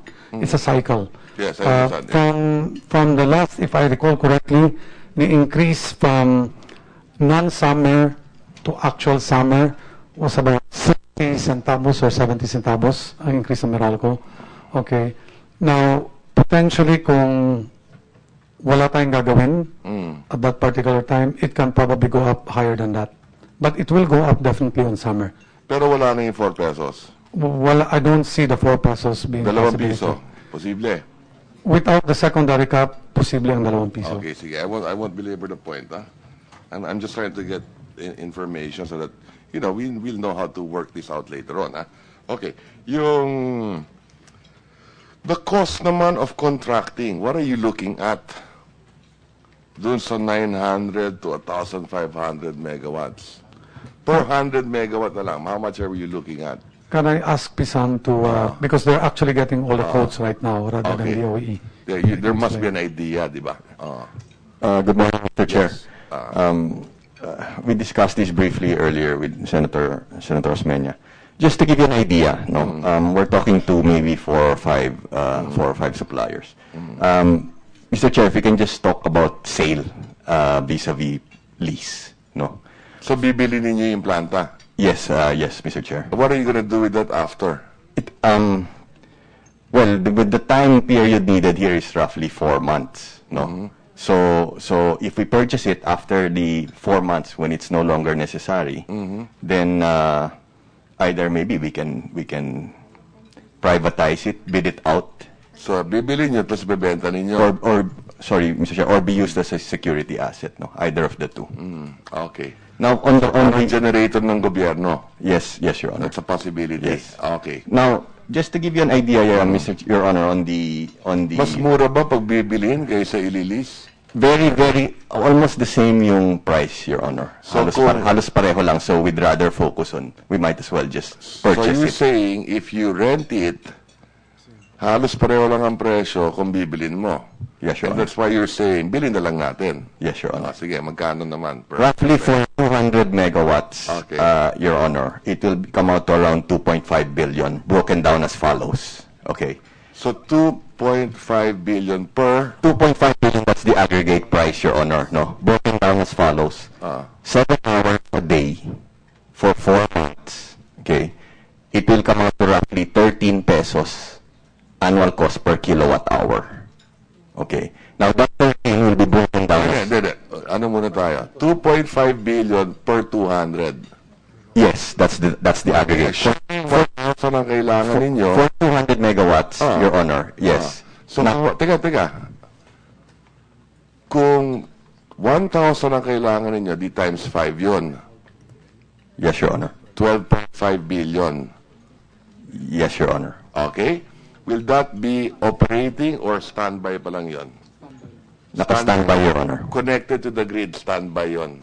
Yes, Your Honor. Okay, now, what is the cost to operate that for those 2 months that you mentioned earlier? Based on their computation, Mr. Chair, the operating cost, which essentially will be in the market or it will be charged to the consumer, Yeah. is about 13 pesos. 13 pesos. 13, Ang generating cost. that includes the fuel and the variable. Please, Yeah. Sorry, Mr. Chair, Mr. Secretary. If I may be allowed, Senator, I'll just break it down, no, very quickly. No. Just answer my question. I already, 12.5, assuming 1,000 megawatt ang kailangan. That's 2.5 each. That's 12.5 billion. Okay, Your Honor. Kaya gagamitin. You bought it. Okay, Your Honor. Okay? Ikakabit mo ngayon yan, you're gonna put it in the grid. Yes, Your Honor. Saan? Navotas, Batangas? Saan mo ilalagay yan? There are a number of, we're looking at Ilihan, Malaya, Sukat. We have a number of options, Your Honor. Okay, got it. Okay. So you're gonna operate it now. Yun ang ilalagay mo sa WSM. Yes, Your Honor. And then yun ang bibili ng distribution utility. Yes, Your Honor. And then yun ang kokolektahin sa consumer. Yes, Your Honor. So 13 pesos per kilowatt hour, is that correct? Yes, Your Honor. To operate. Yes, Your Honor. The 13, Your Honor, the 13 pesos will be broken down as follows. 11 pesos, Your Honor, will be for fuel cost. Okay. And the 2 pesos, So anong klaseng planta to? Bunker fuel? this is going to be bunker fuel, yes. Okay. So, Your Honor, so 11 pesos will be for the fuel cost. The 2 pesos, Your Honor, will be for the O&M. Okay? Operations. Yes, Your Honor. O&M for 1 year, Your Honor. Now, we're talking about, Your Honor, 4 months of roughly 7 hours a day. Okay. So, if we base it on 13 pesos at Okay. 11 fuel, 2 O&M, Okay. 4 months, Okay. 7 hours a day, the total of that, Your Honor, will be 2.5 billion. May And I- that, Your Honor, is for... May I interrupt? We were talking 3 months. All of a sudden, you make it 4 months so that you will lower your cost per kilowatt hour. We don't need this for 4 months. We've always talked about even March, April, and May. Including June, Your Honor. Because you want to make your operating O&M costs look lower, but I'm talking about the capacity fees. Mr. Chair, if I may, the projection actually spans up to June, the yellow alerts. In fact, in the new projection that was given Teka to muna, us, why will you run this 7 hours a day in June? we are on yellow alert, Mr. Chair, even on June, based on the projection. You know, this has been talked about for the past, July, August, September, October. We're almost in October. I've only heard about need for power over 3 months, even in your... we're short in June? Based on the projections, Your The Honor, projection yes. on the screen. Okay. Yes, Your How Honor. much short? Mr. Chair, based on the chart that we have here, actually it's It's yellow alert. It's but- yellow alert. Yeah, it's not red and it's not short. It's yellow alert, but it's, for example, on week 25, that's 46 megawatts. That's very, very thin. Depending on the changes on the demand, that can actually go red. All right. One last question, Yeah, if I may, Mr. Chairman. go ahead. Just to wrap it up with the permission of the chair. So you mentioned 12.5 Malampaya, chances are 2.5 consumer. Not that I agree with everything you're saying, huh? I'm just putting that on record for my understanding, no? Okay. And the cost is 13 pesos, 11 for fuel, 2 for O&M, operations and maintenance. And you were saying 7 hours a day for 4 months, 2.5 yun. Is that correct? Yes, Your Honor. 200 megawatts. Just want to specify 200 megawatts, Your Honor. Okay. So again, 12.5. Sorry, 2.5 billion for 200 megawatts, Your okay, Honor. so times 5 na naman to at 1,000 megawatts eh. Yes, Your Honor. So that's 12.5 ulit. So 25 billion na tayo. Yes, Your Honor. So magkano itataas sa consumer?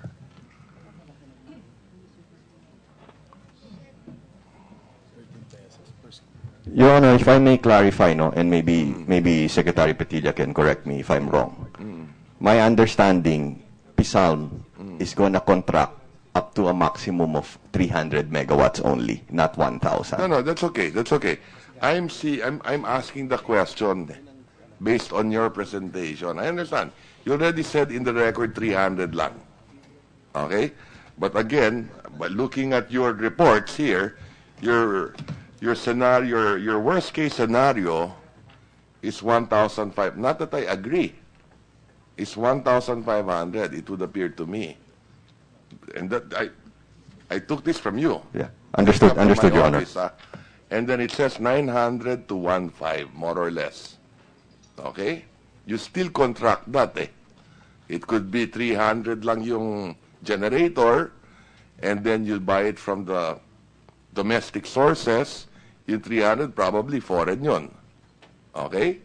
Nevertheless, 900 to 1.5 ang bibilin ninyo. One way or the other. Okay? So, roughly, 12.5 Malambaya, 12.5 to consumer. Okay? Now, pagkano yun sa consumer yung 12.5 per kilowatt hour? At least sa those months na itataas. What are you looking at? Kasi kung 13 pesos yun eh. If I may allow Secretary Petilla, Your Honor, to answer the question. So, roughly 15%. Okay. If we actually give the Magkano cost, ba ngayon? Kung ito 13, what is it now? we're talking about the WSM prices, Mr. Chair, No, because no, this no, is right where now. we're throwing it. Ganito na lang.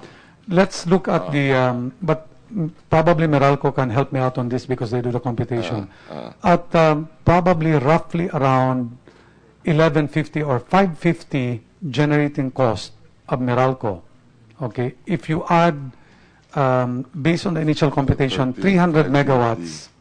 This is what I remember, Mr. Chair. So I'll use this particular model. Teka, 550 to 13, more or less. No, it's the end user end price to the consumer is roughly around 1150, but the generation charge there is only 550. Now, if we charge the consumers 14 pesos for 300 megawatts running at 5 hours a day, 5 days a week for a month, the overall effect, this is based on Meralco computation, overall effect to the consumer is roughly around 8 centavos. How many? 8 centavos. On that month lang? On that month, Or where are it, you spreading it out? no, on that month where it ran for 5 days a week, okay, at 300 megawatts, 5 hours a day, 8 cents. 8 centavos. Am I Okay. correct, Meralco? This was the initial computation that you did? So kung times 5 yan, at 1,000, more or less, 40 cents maximum. Thereabout. If we're talking about 14 pesos, Okay. Teka, Mr. Chair. finally.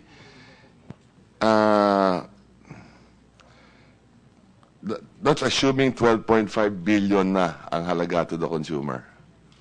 40 cents. That's what you're saying in effect. Huh? But then the Malambaya, you got also 12.5. So, 80. Ang total cost. Kasi you still use money from Malambaya eh. Right? what we're saying, Yeah. I'm basing it kasi on 300, but Yeah, you know, yeah. let me just, No, I just made the times 5. yeah. Okay, it's 8 centavos. That's a 300. Not 300 pala yun. So 300. times 3, if at all. So 24 cents is what you're saying. 24 cents. But that 24 cents, Mr. Chair, is not going to be shouldered by through Malampaya. Yeah, that's the consumer. That will be recovered Correct. from the consumer. And more or less the same cost on the rental or the purchase. Eh. More or less. If, So parang 50-50 lumabas eh. if the figures are correct, Yeah. yes. But Hypothetically. yeah, hypothetically. Okay, ha? Now, if you left that all with the private sector, posible na umakyat by 80. Kasi wala naman siyang kukunan Malambaya eh. All I'm trying to drive at is this as well. I'm trying to understand it, one. Two, when the government comes in, to a certain degree, it distorts the prices also. Kasi you're subsidizing eh. Whereas in the private, they cannot. Okay, now, the second point there, and finally, siguro, is when government gets involved, I suppose, there is actually a distortion in the market as well, moving forward. Di ba? That's why siguro also there are those in the private sector who do not want too much emergency powers, I suppose. Kasi you can use other sources eh. Na hindi alam ng consumer na ang total cost to him was, assuming these numbers to be accurate, 40 cents on his right pocket through paying the price, and roughly 40 cents on his left pocket coming from proceeds from Malampaya. Hindi niya alam yun eh. Ang naramdaman lang niya, babayaran niya sa bill niya. Pero actually, we took away already in his left pocket the other side. Di ba? Okay. So thank you for the response and I have a better understanding of the situation. Siguro one comment na lang. You're asking for emergency powers, assuming we give it to you. Assuming we give that to you. Be very careful with it because if you're not able to solve the problem, malaking problema ninyo. Kayo ang emergency problem. That's correct, Mr. Chair. If you do give the authority, we call it authority, okay? And the outages go beyond 7%. For example, it goes to 20%. And we're going to be hit. Yeah. Okay. What about those Malampaya plants? Malaking problema ba yan? Do we expect a forced outage there or may scheduled outage ba yan? That's part of the reason, Mr. Chair, because from March 15 to April 15, Malampaya will actually shut down. So hindi na maliwanag. Kasama yan dito. Kasama na yan sa projection. Ilan megawatt yun? Ang total niyan is 2,700 megawatts, but they will run on liquid, some of them. So ang matitira lang talaga dito, ang mawawala lang talaga is about 780 megawatts. Okay, thank you. Thank you very much, Mr. Chairman. Thank you. May we ask Meralco? We were doing some numbers after the price spike last year, no? What would it have been if the cutoff had been 32 pesos? If the price cap had been at 32? I remember getting that info from you, and I don't remember now. But would you run those numbers? If the cap had been at 32 pesos, we will do that, Mr. Chair. what would have been the increase to the consumer? Yes. Second, is the NGCP here? Yes. I'd like historical data from you on the availability of hydro for the past 5 years at least. Yes, Your Honor. Only hydro, sir. You have counted for 2014. What was our outage? Anong outage natin sa hydro lang? Sa By how much did hydro go down last summer? 1243 out of ilan may total nito? 800? around 800, sir. Now, I have to cut short your presentation, Mr. Secretary. I'm totally unhappy with the numbers. It's too convoluted. I have to explain this to the public. So I will write down tomorrow what we need from you, and we have to explain this to the public. Now, I want to give a chance to the business groups who are here because they've come up with some beautiful ideas or suggestions, and they may want to give us a short version of their 4 or 5 page position paper on the how to resolve the power shortage. We will not have probably an actual shortage except on a few days. But the problem is we want to have that reserve because it is always a battle for reserves. The public only realizes and feels it when they have a brownout. But those of us who are familiar with the industry can see it coming years in advance because we have more or less the growth rate for the demand for power, and we have also a long lead time on how many megawatts are going to be constructed in the coming years. So without going further, may we have, who will represent? Makati Business Club. Ramon, would you be able to? Well, thank you very much, Mr. Chairman, for giving us this opportunity. Just very quickly, I will not read a 5-page position paper. First of all, I'd like to stress once again that the private sector is extremely willing to do its part, and particularly in terms of reducing the amount that will result in a costly solution to this problem. And as the DOE knows, and we, the business community, has been working primarily very closely with Meralco in trying to push the ILP program. And in the ILP, it's true that so far the committed amount is only 123 megawatts. There are indications of another 57 megawatts of capacity that may be available. But we're also looking at another amount that is outside of the Meralco franchise, which is the contestable figure. And there the numbers in the vicinity of about 200 to 245 potential. We are also continuing our efforts with the private sector, and we've asked participants to come to a meeting on October 2nd. The reason why we could not do it earlier is quite a number of the business people whom we were inviting to this meeting were in Europe and in the US with the President's party. And so we thought it better to postpone it to October 2nd. But we will have a meeting on October 2nd where we hope to have a much better feel for how much is really reasonable in terms of these various possibilities. The ILP and then the additional amounts outside of the contestable amount. There are also fairly large generating sets in the hands of the private sector that are not now part of the grid, which potentially can be made available also through power supply agreements. These are companies like Petron and Shell, which are already also identified in some of the possibilities that the DOE has looked at. And then on the other side of it, on the demand side, we think a lot more can be done in terms of trying to suppress demand by going into a serious demand curtailment or energy conservation program.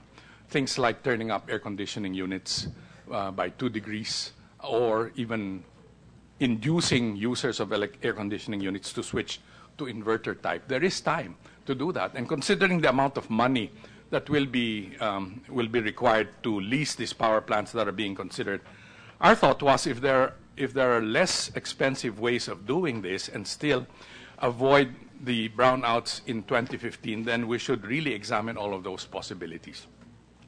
Including, Mr. Chairman, if I may differ somewhat, on Malaya 1, I think it's worth the effort to see if that can really be activated, if we can really get 300 megawatts or even a part of 300 megawatts. Because every amount that you save from the amount that will be leased by government is quite significant because of the cost.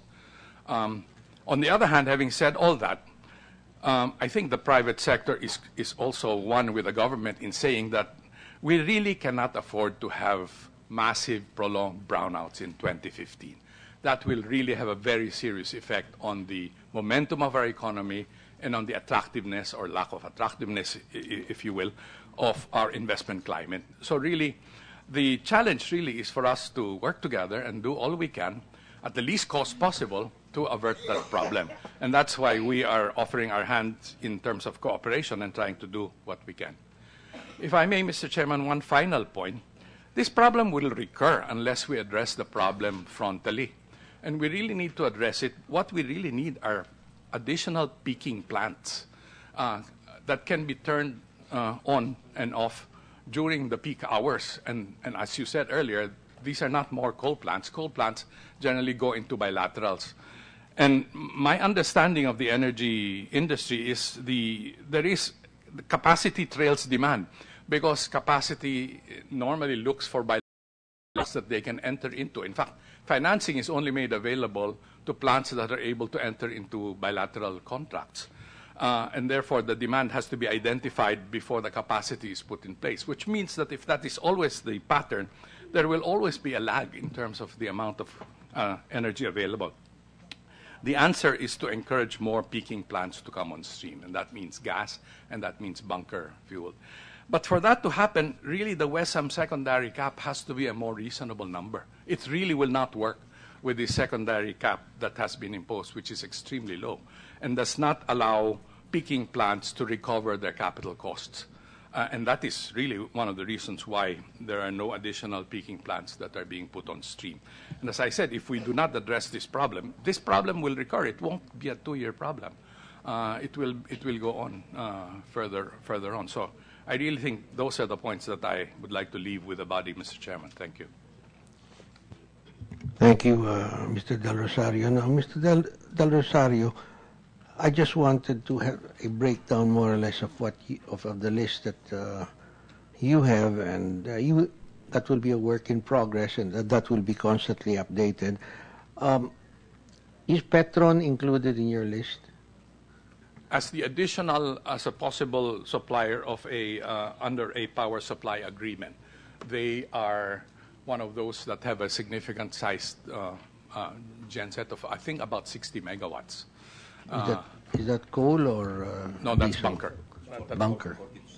Okay. 40 to 70 is the amount. Sorry, 40 to 70. Really, Meralco is the one that is working on this, and we are Yes, just we were going to supporting ask, them. So perhaps Meralco will want to give further details on this.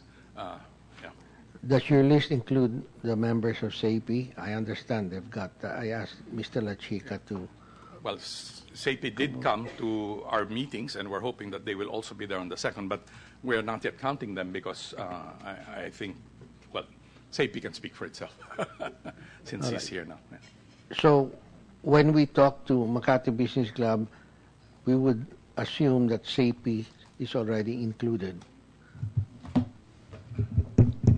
Mr. Chairman, first of all, I apologize for being late informed. But yes, we have been participating in the meetings with DOE and JCPC. And it's been an ongoing process for us because every week it seems like more and more members are signing up. To date, when I last reported to Makati Business Club, the number was at 60 megawatts. To date, we're sitting at 95 megawatts with the prospect of going up to 147 megawatts. And that's among 28 member companies. Hindi yan kasama sa Makati Business Club numbers. We don't want to double count. The numbers that you threw out earlier, Mr. Del Rosario, are about 118 or whatnot. They're not. That number is not yet included in our number, right, Mr. Chairman. That's wonderful. So we'll be in touch and we'll keep on working. I understand you have connection problems. You're not connected to the transmission grid. Some of them are not. The thing about it, sir, if I may just qualify the 95 megawatts, this is assuming that the agreements that were discussed for the rest contracts are what the members expected, because there were implications about violations of PESA charter, or because the companies are not power generators and tax. All right. So all we have to do is just ask you not to draw power from the grid, and to utilize your own gensets during certain hours of the day. Yes, sir. In fact, most of the companies would prefer own use. Yes.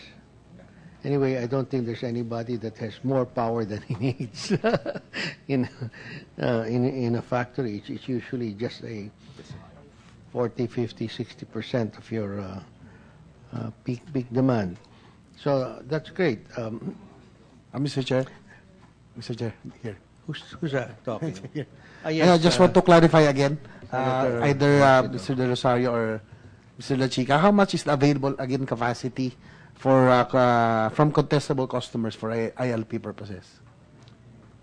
Just want to clear. The representative is here, so maybe he will answer directly, because Mr. I was Chair. really just aggregating the numbers. To clarify, we had a meeting with Meralco already on this. The number we are looking at of the total contracted contestable, right now the commitments that we have are 245 megawatts. Now, that's as of the meeting last night. That will include CP members or Makati Business Club members who are contracted with the retailer. So again, Mr. Chair, 2.5 megawatts. 245, 240. sir. Yeah, sorry. 245. Yes, so with Meralco, can Meralco confirm that? I'm sure that you would be in the position to know how much we can generate from the for ILP purposes. Well, for non-res parties, we already have about 123 megawatts signed up. So if you add the 245 of res, then you're talking of roughly 368 368 megawatts. Eight what? 368 megawatts. 368 megawatts. 368 megawatts as of today. Yes, consisting of about 123 from non-res companies and 245. Mr. Chair, the 245 megawatts is representative of 75 contracted All right. customers. Now, these are contracts, no? Yes, sir. At may nagsabi sa akin na baka hindi daw pumayag yung res sapagkat ano yun? Penalty clause. Yes, They sir. will be stuck with the contracts. Your Honor, in our with having to pay because they signed up contracts to supply, no? the way we designed it, sir, we are ensuring that they're properly protected. That means they will not be penalized if they participate in the program. So, and what we're working out right now is really to ensure also that they get properly compensated for the deloaded kilowatt hours that they will provide when they participate. Who will be properly compensated? The end user, sir. The what? The end user. The end user. Yes, sir. All right. The customers. That's okay with Meralco. You've got that arrangement. Mr. Del Rosario, I think what has to be fleshed out is, if I'm a big user, I have my own genset and I use it. In other words, hindi ako kukuha sa grid. So that can be spread out elsewhere. How much do I get compensated for my fuel, or will I also charge for capacity fees? Your Honor, if I may, the discussions we're having is that there is already an approved ILP rate. It's being applied in the Visayas and Mindanao. We're going to utilize that, and the commitment of the 245 is based on the ILP rate that we have in place. Okay. What is that rate? Roughly, Your Honor, it amounts to around 14 pesos per kilowatt hour. 14? Yeah. Mataas yun, ah. That's more than fuel cost. But That's more than fuel cost plus O&M. Yes. But there's a cap on the O&M. The existing... And so ang gagawin dyan, minus what they would have paid. Yes, Your Honor. The grid rate. Yes. Okay. The contract rate. I just wanted to add that it's a reasonable figure, we think, because the O&M portion does have a cap. And with more extensive use of the gensets, it will be more likely than not that O&M will be fully utilized. Okay. So that's the rationale for that number. Thank you. Now, yeah, we're looking also to get some input from, let me see, where's my master list?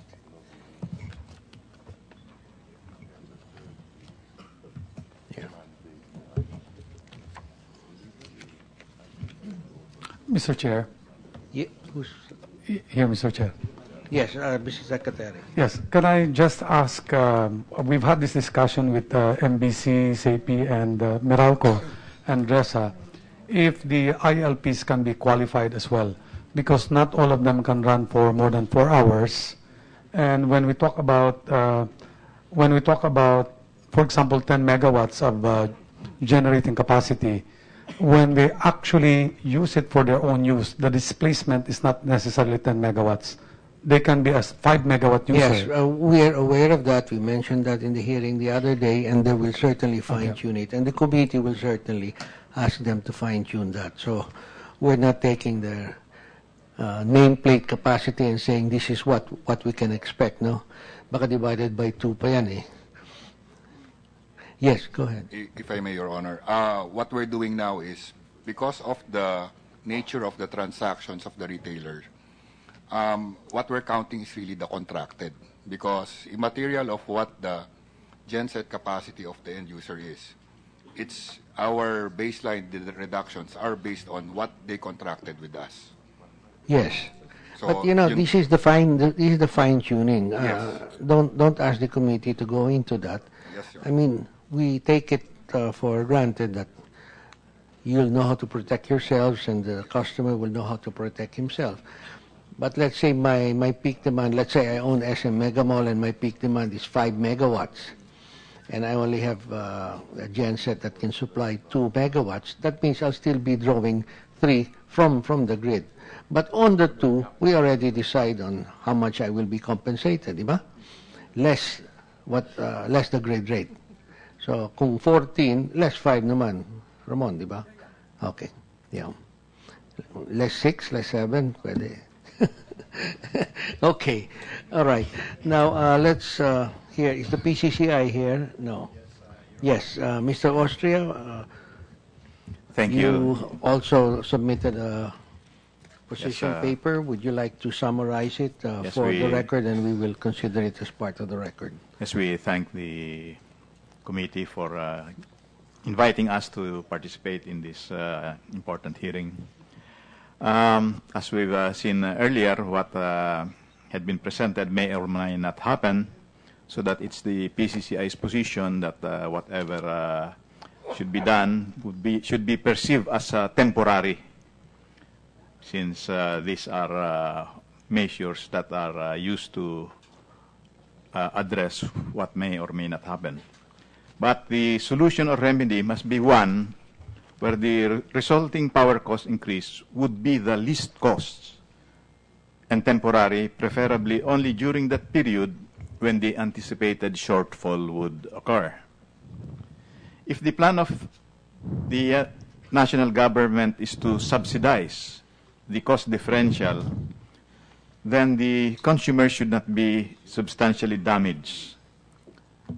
Then the PCCI is in full support of whatever is decided, provided it does not promote complacency in seriously addressing and ascertaining the way forward beyond 2016. As we've mentioned, and also as mentioned by Mr. Del Rosario, we should short-term plan. The measure to be adopted must be such that it will not distract the leadership from effectively reviewing and addressing the future of the country's strategy in energy and power.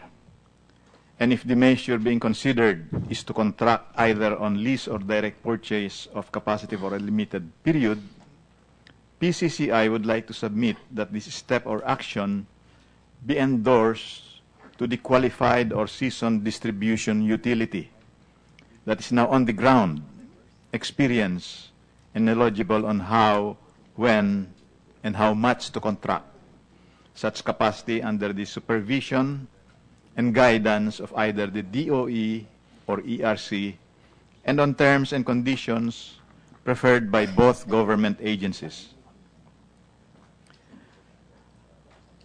Since Meralco is the largest distribution utility, then perhaps they should be considered seriously. PCCI is also of the view that the least cost and most workable palliative measure is the full and active promotion of the ILP. There are over 2,000 megawatts of standby generators registered with the ERC. To be safe and assured, only of about 600 megawatts is needed to respond to the 300 megawatts or 400 megawatts that is the supply shortfall. So the PCCI estimates that by using 400 megawatts for 5 hours a day, costing, say, 45 liters fuel, the resulting power cost would only be in the vicinity of about 90 centavos per kilowatt hour for 1 month only. And I think this is in line with what had earlier been estimated this morning. As such, there may be no need for subsidy for this, and it would be a win-win supply. It would be a win-win situation for ILP participants and the consumers. Thank you, Your Honor. Thank you very much. You know, you're talking about costs, and this was a question that Senator Recto did not ask. Last week, we got some numbers from the Secretary, and it was for 300 megawatts, 3 billion pesos a year, lease. Diba?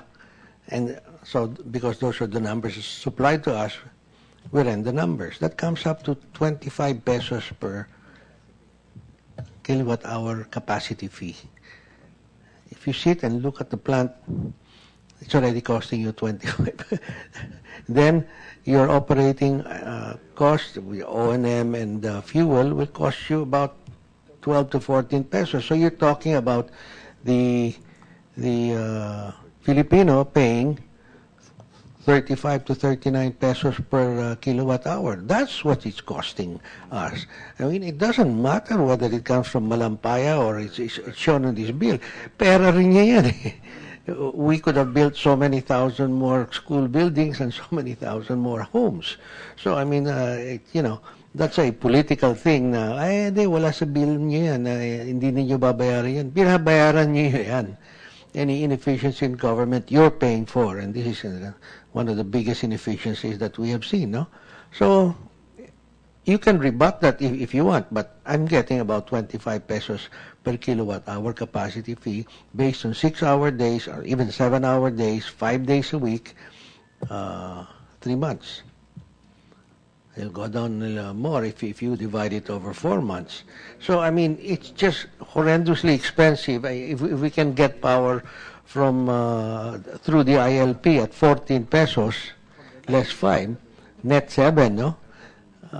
For an additional 7 pesos per kilowatt hour, why are we going to get stuck with machinery here that's going to cost us so much? Now, of course, a lot will depend upon how much we can pile up from the ILP.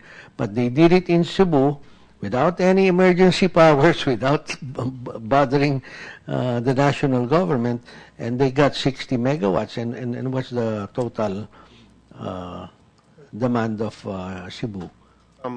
That represented about 15 or 16%. 16%. So, here we're talking of about 10%, because we expect our peak demand to hit about 9,100 megawatts in April next year. That's going to be the maximum. So 10% is 900 megawatts. Actually, we've always been talking about 800, Mr. Secretary, because that's what you told us, and we're going to have to ask you to justify that. Anyway, let's hear from Mr. John Forbes. Thank you, Mr. Austria. Thank you, Mr. Chairman. I want to just second what we've heard from the chairman of MBC, because the Filipino and the foreign business groups, and I'm also here representing the Management Association of the Philippines, are working together on these issues for the last several months. So we have 2,000 members in all the foreign chambers, and MAP has about 800 members. So they're becoming increasingly aware of the ILP, but of course most of them don't have generating plants. We, for example, have Meralco tomorrow meeting with our members to, along with the ERC, to explain more of this. We would support emergency authority. We've made that position public in a statement in late August for the amount of 300 megawatts and for a limited period of time.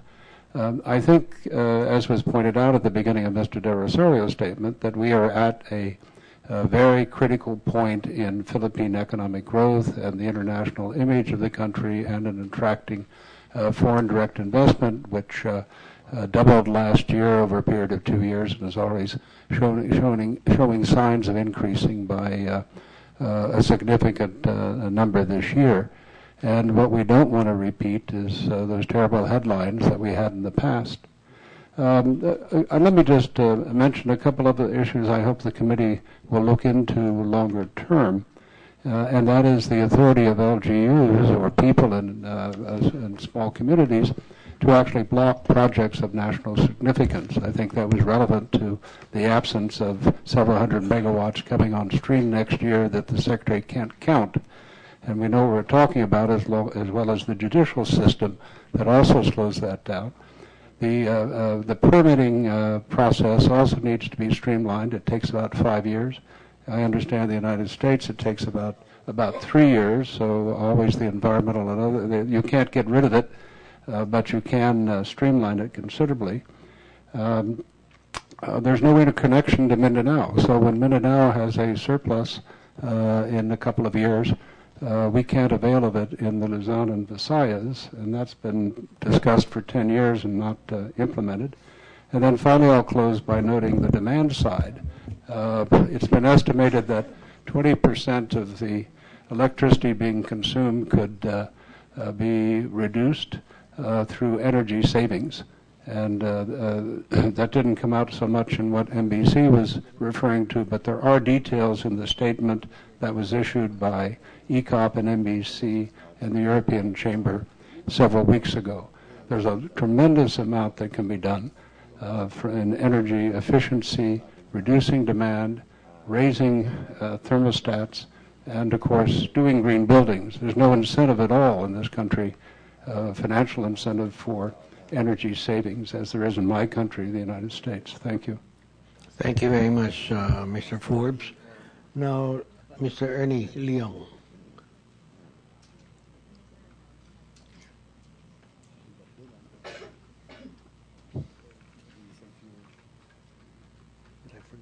Thank you very much, Mr. Chairman. My contribution in this discussion would be in a very small area of the renewable energy. And this is in response to certain announcements on the part of the DOE as one of the quicker way to address some of the expected shortcomings in power in the coming year. We are very supportive of that approach, but we do have very serious concerns about the pricing mechanism that they have adopted. We would like them to take into account three important parameters. One would be in the area of improvements in the hardware, the equipment side, which I understand has already dropped down by about 25%. I'll have to brief you. The second area is in the area of capital cost financing. We know that many of these multilateral institutions are very supportive of renewable efforts, and the financing from these institutions are very much below the kind of parameters assumed in the determination of the feed-in tariff rates. I'm talking of, let's say, World Bank coming out with loans in the range of about 1-2% in dollars. In fact, even the local capital market, many of the issuers of bonds who are also in the energy sector are able to raise peso funds in the 5% range. So this is the second area in terms of where the feed rate should factor in. And thirdly, the area of the return to the feed at that kind of rate that we have today, given the alternatives for savings. Let's say if you put your money in a bank, in a savings account, you're getting less than 1%.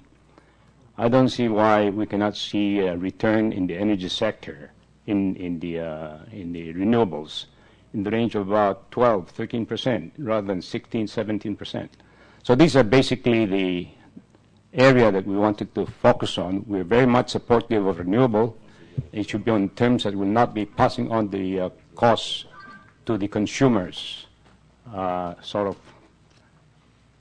shifting incomes to the higher sector. Ernie, if there's cost, it has to be passed on to the consumer. Who on earth is going to pay for that? Anyway, it's divided by everybody's fit rates, no? But yes, thank you. This is not the time, I think, to. We appreciate your comments. We will deal with renewable in the future. But the way we're going, you won't even have a backup power for solar and wind. You know, the sun doesn't always shine and the wind doesn't always blow, and you need standby power to take care of the gaps in the supply of solar and the supply of wind. Anong gagawin natin kung biglang umulan at wala yung solar, di ba? Mr. Chairman, you're right. My observation, as I said, is a very small part of the large discussion that I'm very thankful to you to having us here see the bigger picture. But we have to pay attention to many other proposals on addressing the solutions and not be overwhelmed by emotions into prices too high. Thank you. Thank you very much, Ernie. Now, we'd like to hear from Mr. Wayong, TEPCO Ilihan. Now, when there's a shortfall in the supply of Malampaya gas, the 1,200 megawatts theoretically produced by Ilihan drops to about 450. Why is that? Would you explain? We just want you to put on record why. Thank you very much, Mr. Chairman, for giving me a chance to explain for that. First of all, then we have 2 blocks in our power plant. Each block has 600 megawatts. One block will conducting the overhaul to match the Malampaya shutdown period. Then we cannot generate one block because of the overhauling. The other one block, we have a plan to operate with biodiesel oil. Actually, our machine was designed to using the regular diesel oil, can generate more high capacity, but due to the biodiesel oil, the previous, based on our previous operation, we only can generate around 450 megawatt with biodiesel oil. If you were going to operate on pure diesel, would you be able to? If we using the, yes, sir, Mr. Chairman, if we using the pure diesel oil, in my guessing as an engineer, we can little increase compared to the. How much? By how much can you increase? As of now, we cannot say the exact figures, but we need to consult the manufacturer. Also, considering the degradation for the 12 years operation, also we have a combustion pressure fluctuation monitoring system in our combustor system to operate with safety to protect any kind of combustion pressure fluctuation. Also, some happens of the explosion during the operation. Then under that kind of protection system, we needed to the tuning the operation, even we using the pure diesel oil. Then around, in my estimation, around 500 megawatts, hopefully. So plus 50. Yes, sir. Well, I spoke with the president of Shell, and he said that Shell has the storage capacity and can supply the diesel for Ilihan. So all we need is to amend the Biofuels Act to exempt Ilihan from the 2% by cocoa diesel in periods of emergency such as these. Yeah, but as of now, we start with biodiesel oil supplied by PSAM. You're already stocked in your tanks? Around 25% of the full capacity. I see. But suppose we were to supply you with pure diesel, would you be able to, would you have extra tanks for? We don't have extra tanks for the pure diesel oil. Then to adopt the pure diesel oil, then we needed to clean out the current, the capacity tank. I see. Already stocked with biodiesel oil. your stock of biodiesel will last you for how many days? If full capacity storage, around 11 days for 600 megawatt. 11 days. Yes. What happens to the rest of the time? Sir? How will you get fuel for the additional days that you have to run? Maybe PSAM will have a plan to deliver the additional diesel oil to make up the continuous operation. This is an energy conversion agreement pala. PSAM? Yes, Your Honor. So, do you think you can make arrangements for pure diesel to be delivered? I mean, it is available, and Shell has the storage capacity, but it seems the problem is with the tanks of Ilihan. Yes. Your Honor, my understanding is procurement will be based on the results of there's going to be a performance test to be conducted in February, and procurement will be determined based on that test in February, Your Honor. Performance test of the Ilihan plants. Should be earlier. Mr. Chair, if I can. What we've actually raised this question before with KEPCO, if they can actually run it at the maximum, if we actually found a way to allow them to operate the unit with pure diesel rather than biodiesel. Their initial reaction was the same. They will not know the performance of the plant until they actually do a test. And it will take about 3 days to actually do a testing of the plant. So we've actually asked them to test it right away, but we wanted to wait for the right time because a whole block of 600 megawatts if we actually do the testing. So we're waiting for Suwal to finish their plant outage, and if the plant outages are actually very low already, that's when they come in. But we'd like them to do it earlier than February to do the testing. Actually, Suwal is out now. One unit. Yes. Anyway, the coolest months of the year are usually the lowest consumption power demand, so that's when they might be able to undertake that testing. But anyway, Shell said they have the supply. But we may have to amend the Biofuels Act because there was no exemption in the biofuels law. Senator? Thank you, Mr. Chair. Just like to ask, Secretary Petilla, you are here in the Senate right now to ask for emergency powers. Just like to ask, if I may recall, a few months ago, before you admitted that there was a problem, you said that there was enough. And then the next thing, you are already asking for emergency powers. So what happened? Ba't nagkaganon? As I have explained earlier, okay, the parameters that came into the shortfall actually came on the first half of 2014. For example, as I explained, EWC, we had to count them out.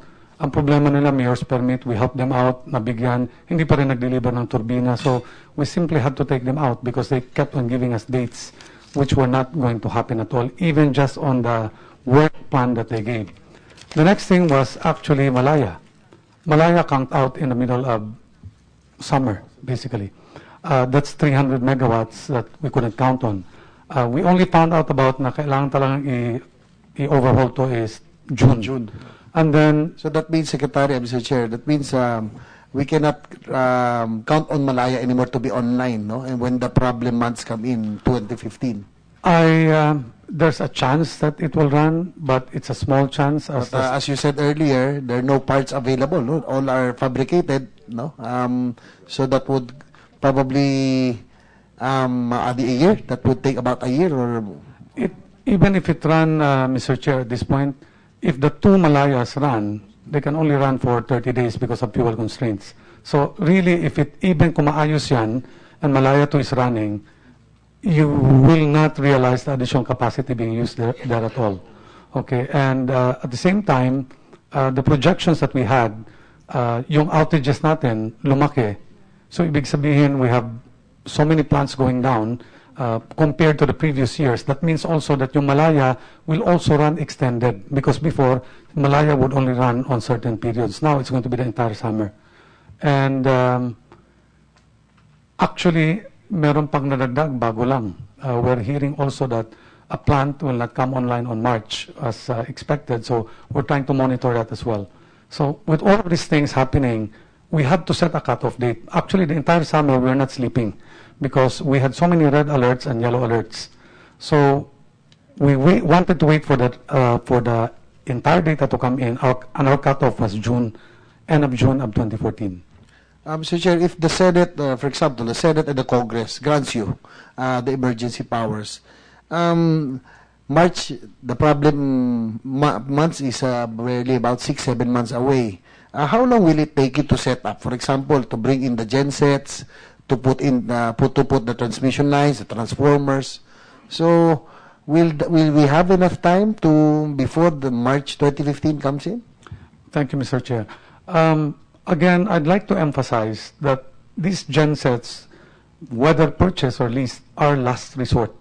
Okay, I had to put a date, and I was talking to MBC, PCCI, and just about everybody, that at a certain point, I have to say, this is what we're getting, because we have many prospective ways of actually bringing in additional capacity. But unless we see firm commitments, okay, we might actually lose the window of actually contracting because we relied so much on something that has not been signed up yet. So I simply put a deadline.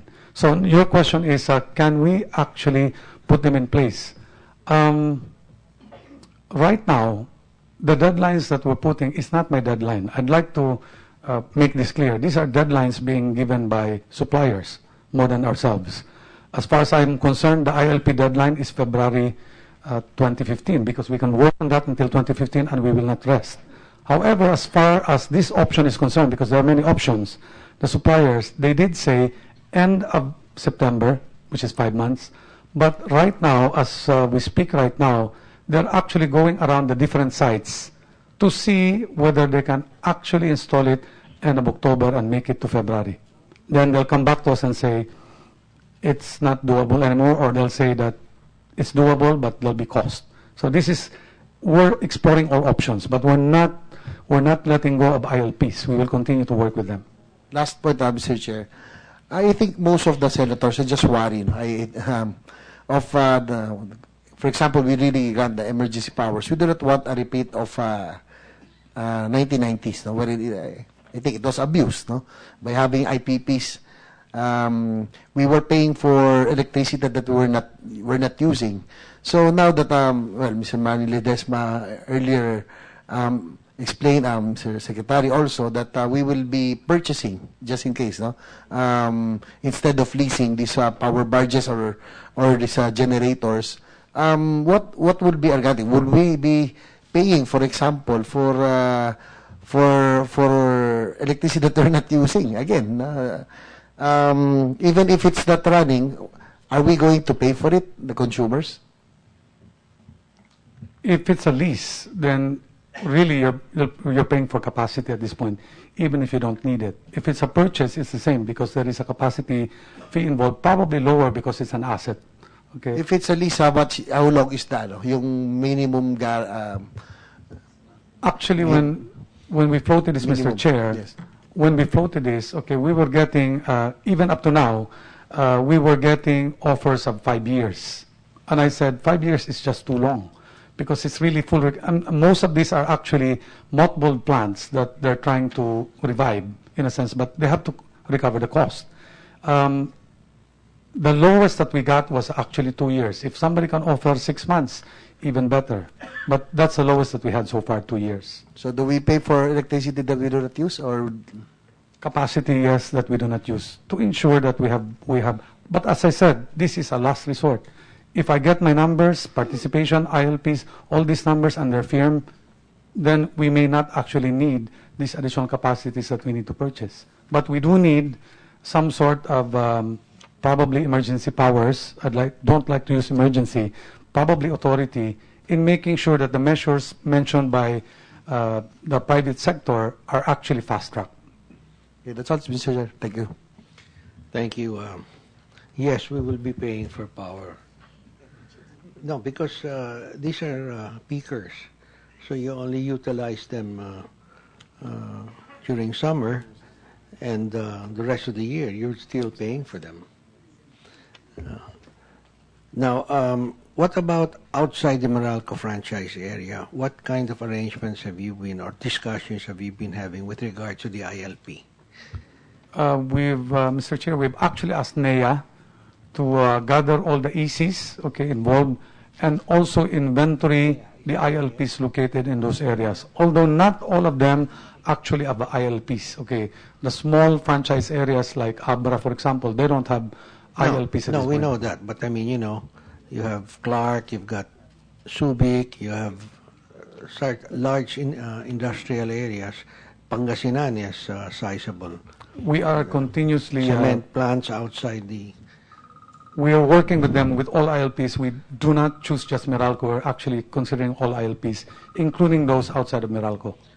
And so far, what has the count been? The count has been almost zero, So Mr. Chair, far. at this point. That's why we're meeting with them again to see who are the interested party. Maybe it's not only the problem of the ILP, but also probably of the ECs because they're not familiar with this entire scheme. So we're sitting down with the ILPs like Texas Instrument, for example.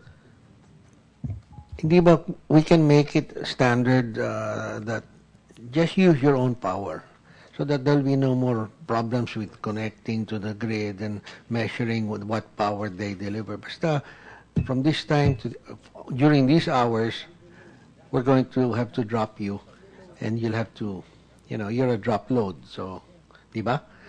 That simplifies matters. So all we need is a list of those who have big gen sets in those areas, and you should get in touch with them and talk to them. Diba? Now, what about the power barge in Mindanao? You have 100 megawatts there. Is that privately owned, or is that still owned by Your Honor, my understanding is it's already with Therma Marine, the Aboitiz Group. So, Cholo? Your Honor, I think Is that 104? No. PB 104 is still with Is still with Napocor? I think so. You're talking about the bigger barges, This is the 100 megawatts. This is 100 megawatts. Yes, You're in Zamboanga? There's actually two of them. One is in Mako, Davao. The other one is in Nasipit. All right. But it's not that easy to move, and you need to find where to relocate them. Yeah. And there are also issues with securing environmental compliance certificates for a new Well, that's site. what the DOE is supposed to telescope now. All of those permit processes and approvals, no? But I mean, I spoke to some of you guys, and you said you could bring it over, you could rehab it, you could install it and get it operating by March. Yes, well, I guess the part of the problem is that right now in Mindanao, the new coal plant won't be in place until the first quarter and the second quarter of. So they still need. This is your own plant. Yes, they still need the barge for this coming summer.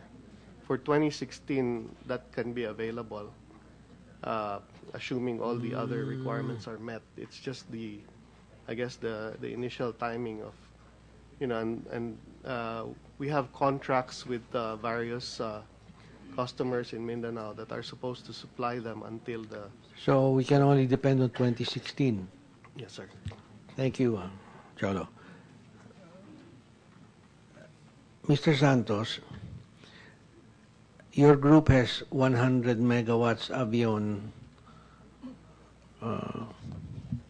power plant coming online, right? That is correct, Mr. Chairman, in April of 2015. Okay, because we were going to ask the Secretary to tell us what are the plans that are coming online between now and March 2015. And then net it out, no? Yes. So the 800 megawatts. We have 130 megawatts, I think, from you guys, right? 135, no? So that's 235. Then we have another 87 watts of wind up north. We'll likely reach about 150 by November or December of this year. Okay. So that lessens our need. Is there anybody else willing to put up a plant between now and March? None. Okay. We're just trying, you know. At least the people will have to say that we're trying to keep their costs down. I'd like to be able to sit down with ERC to explain to me. I know it's a little bit more complicated than 625. Ano yun? 650 yung secondary cap? The secondary cap is 6.250. 625, no? 6245. 6245, yeah. Yes. Okay, pareho na rin yan. 625 na tayo. Yeah, because I'd like to know how you came to that number. This has to do with, like, you know, we always have members like Senator Rector who will ask, what is the price going to be after all that, no? So, and then we have extra costs now. So, I'd like to sit down with you and make sure that I understand those numbers. I don't understand the 6245. I know that, you know, it limits what can be charged to the consumer. But then we're driving away people who are willing to put up peakers, and we're telling them, no, we're only put up a peaking plant, but we're only paying you 625. O di lugi na sila. So we want to know if ERC addressed that particular problem, because it's like you're setting energy policy now, no?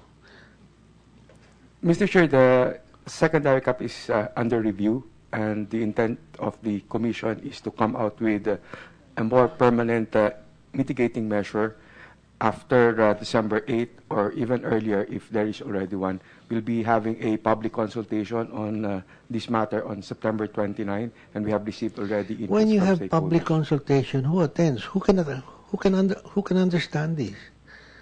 There are just a few activists there who will argue with you.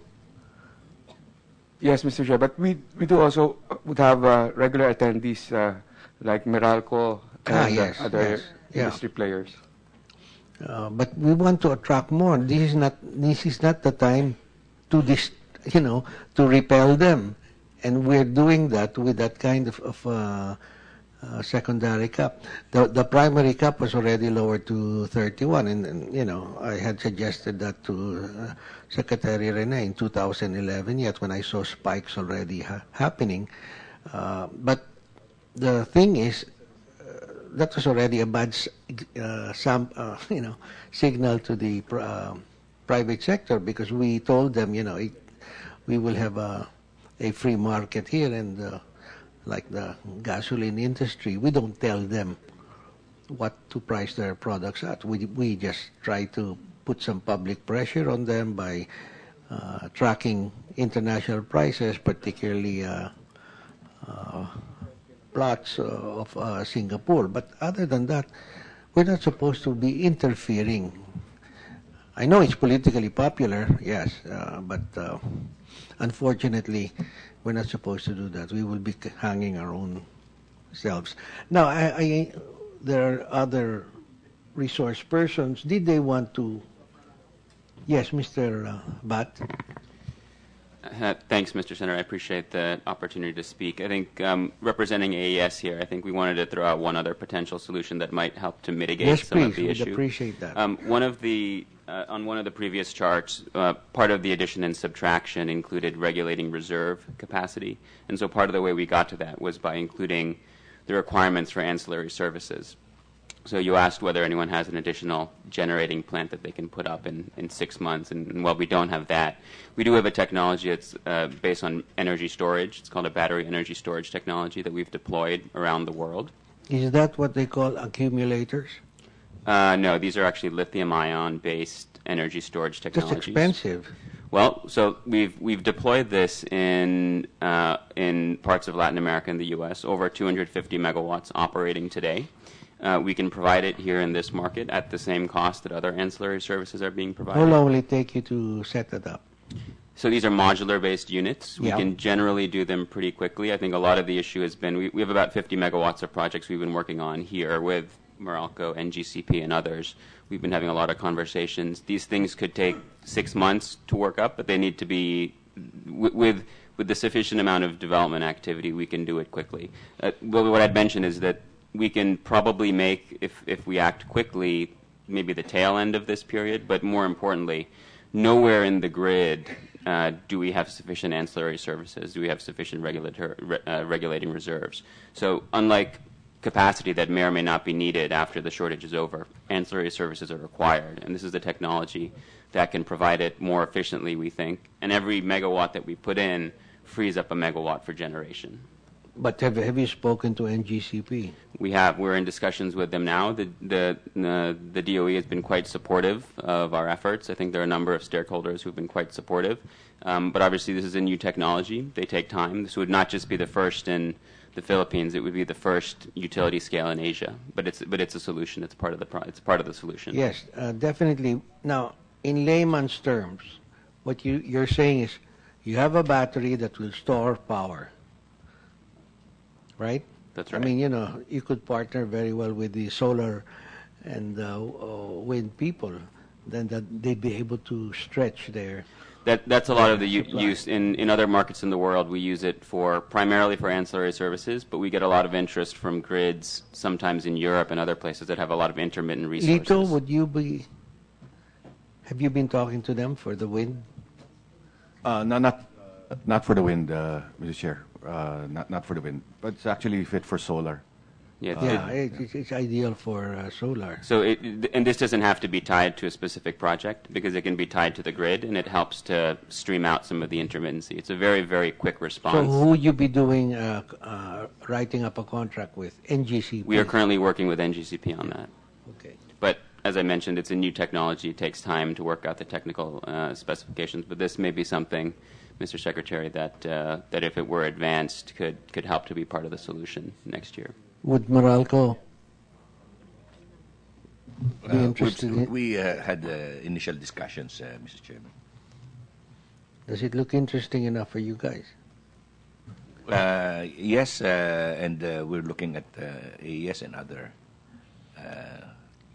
suppliers, providers. How many places have you installed this in America? We've installed this in 2 places in the U.S. and 2 places in Chile, and the total operating is about 250 megawatts. And so these are sizable units, and they can go up much larger. We have bid for as big as 200 to 400 megawatts in a single installation, but we haven't completed Correct me those if I'm projects wrong. yet. Chile has a surplus of power. Chile, so we're the third largest. We're about the second largest generator in Chile. They don't have a surplus, but there's a rule there where all of the generators are required to take some of their capacity and allocate it for ancillary services. So what we did. How many percent? I think it's about 5%. It's about 5%, and so what we did there, because we have a lot of generation, is Why don't we have that here? Any power plant that comes up, they must be required to set aside 5% for it. Chile, of course, they're going to get paid for it, but at least we'll be guaranteed that there's available power, committed power. Can you study that? Because I wanted to take this up for a long time, and now he reminds me, why don't we have that in our rules? Yes, Mr. Chair, we will include that in our studies. Thank you. Thank you very much, Mr. Bat. Can you give us something that we can read? We will some, do it. We will do it today. Thank you. Is there anybody else we have not called who may wish to make a comment on record? Johnny? No?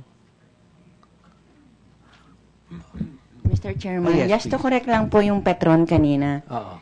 Yung Petron po has no 70 megawatt for the ILP.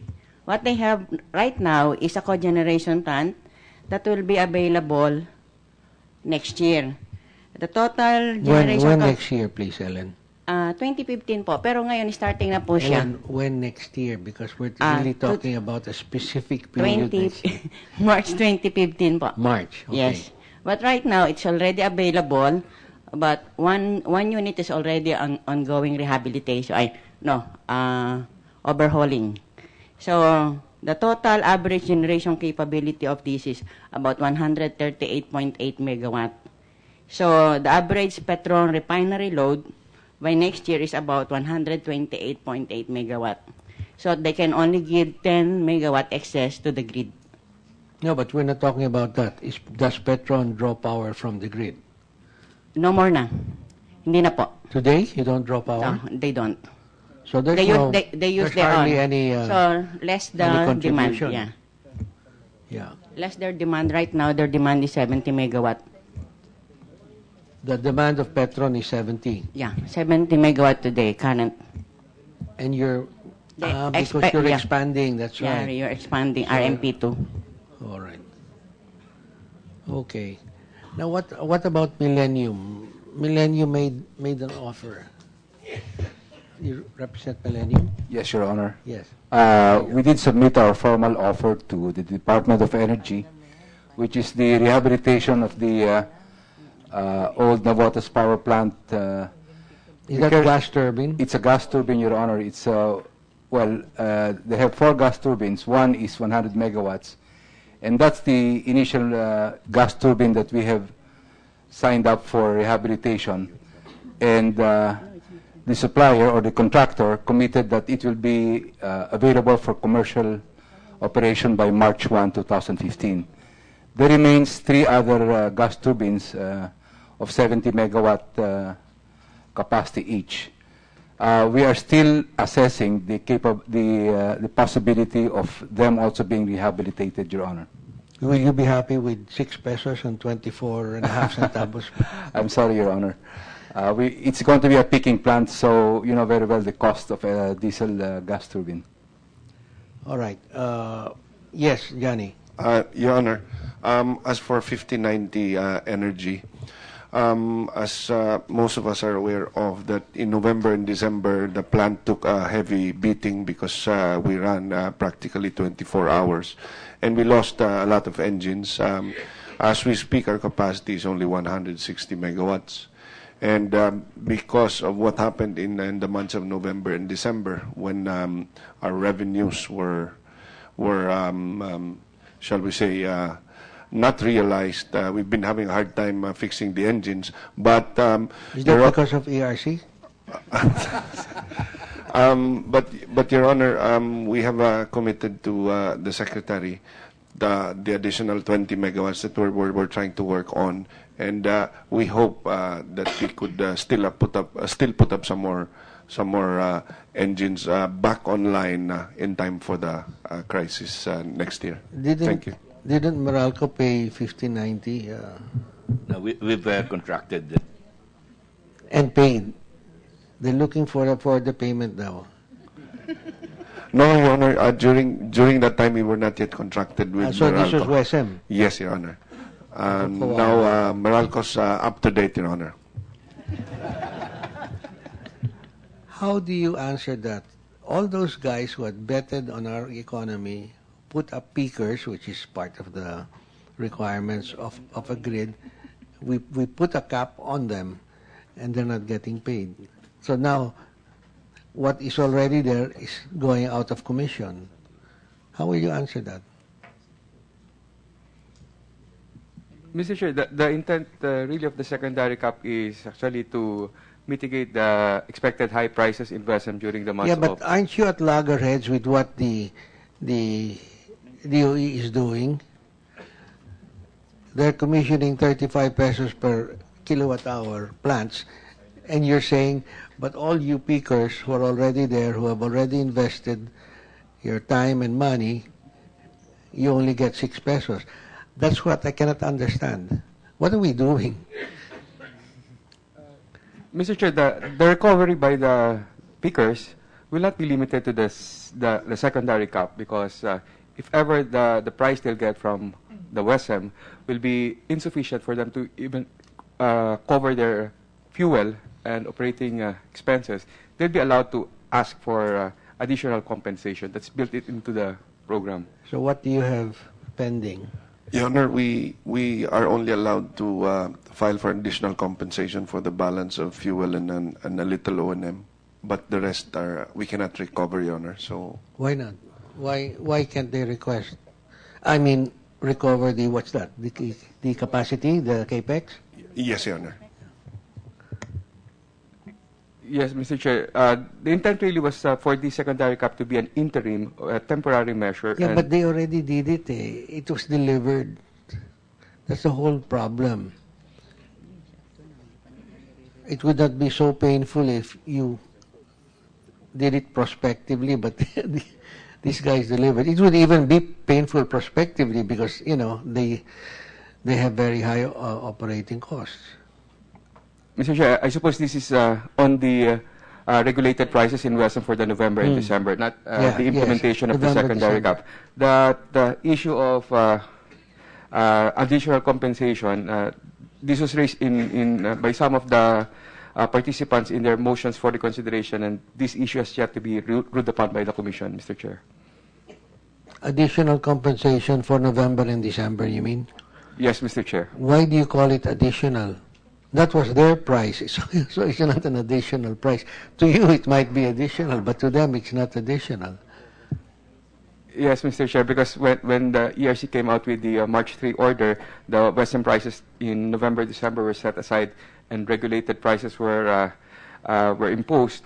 And considering that these regulated prices, the ERC recognized that there might be some costs that will not be recovered on the part of the peakers. So there was a provision in the decision whereby the diesel plants were allowed to claim for additional compensation. But that issue is still to be resolved, whether or not they are able to recover in full their entire costs in their respective motions for reconsideration, Mr. Chair.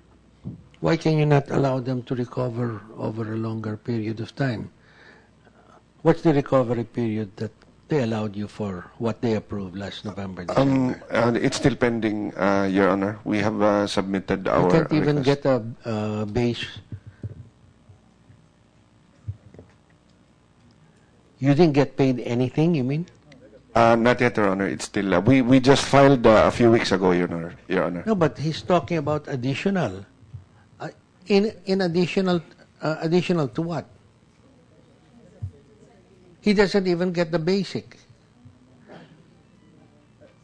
Mr. Chair, the additional claim for the fuel, the fuel cost, they weren't able to recover using the regulated rates, Mr. Chair. That means they recovered something already. When you say additional, it's in addition to something.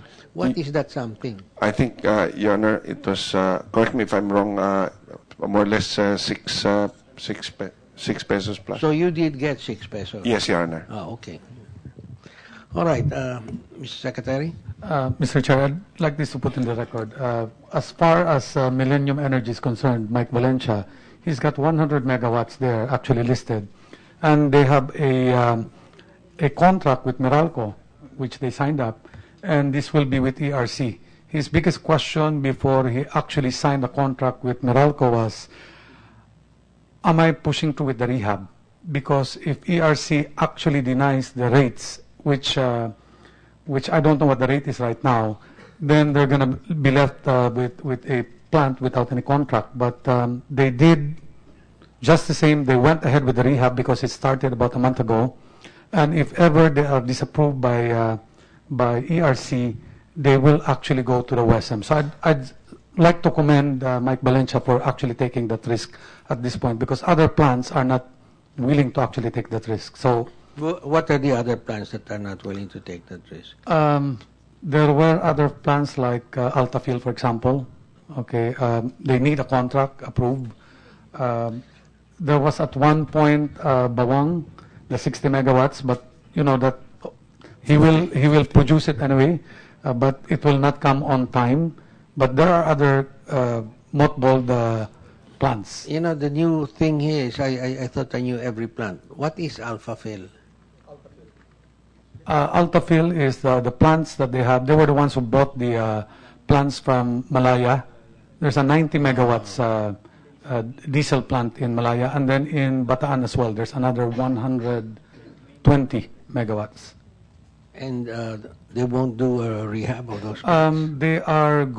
They're talking with Meralco right now. I think Meralco can give you more info on this, but I asked them, if you don't get a contract with Meralco, are you going to rehab it? And the answer is, it's not a categorical no, but I would say they will not push through with it.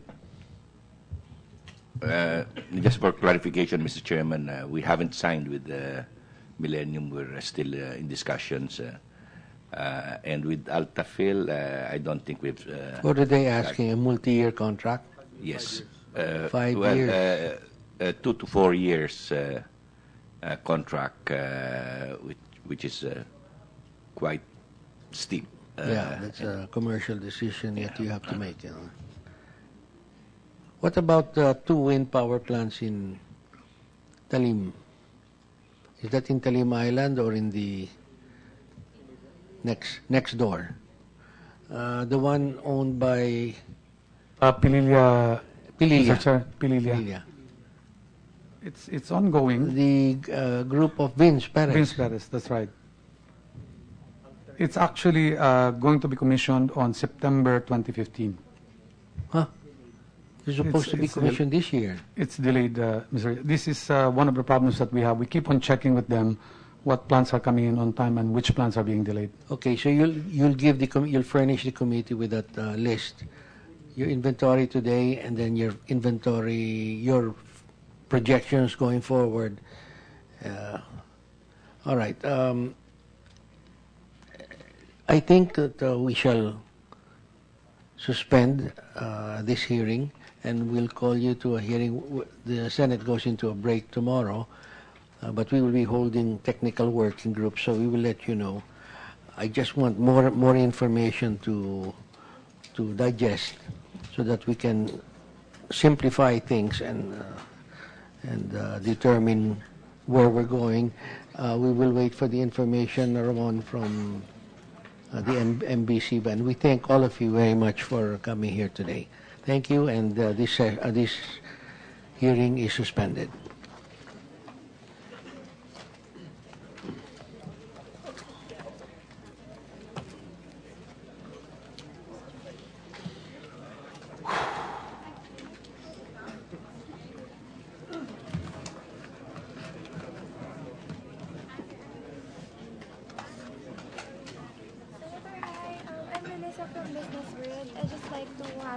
Miss, let me just pass. Okay. Sure.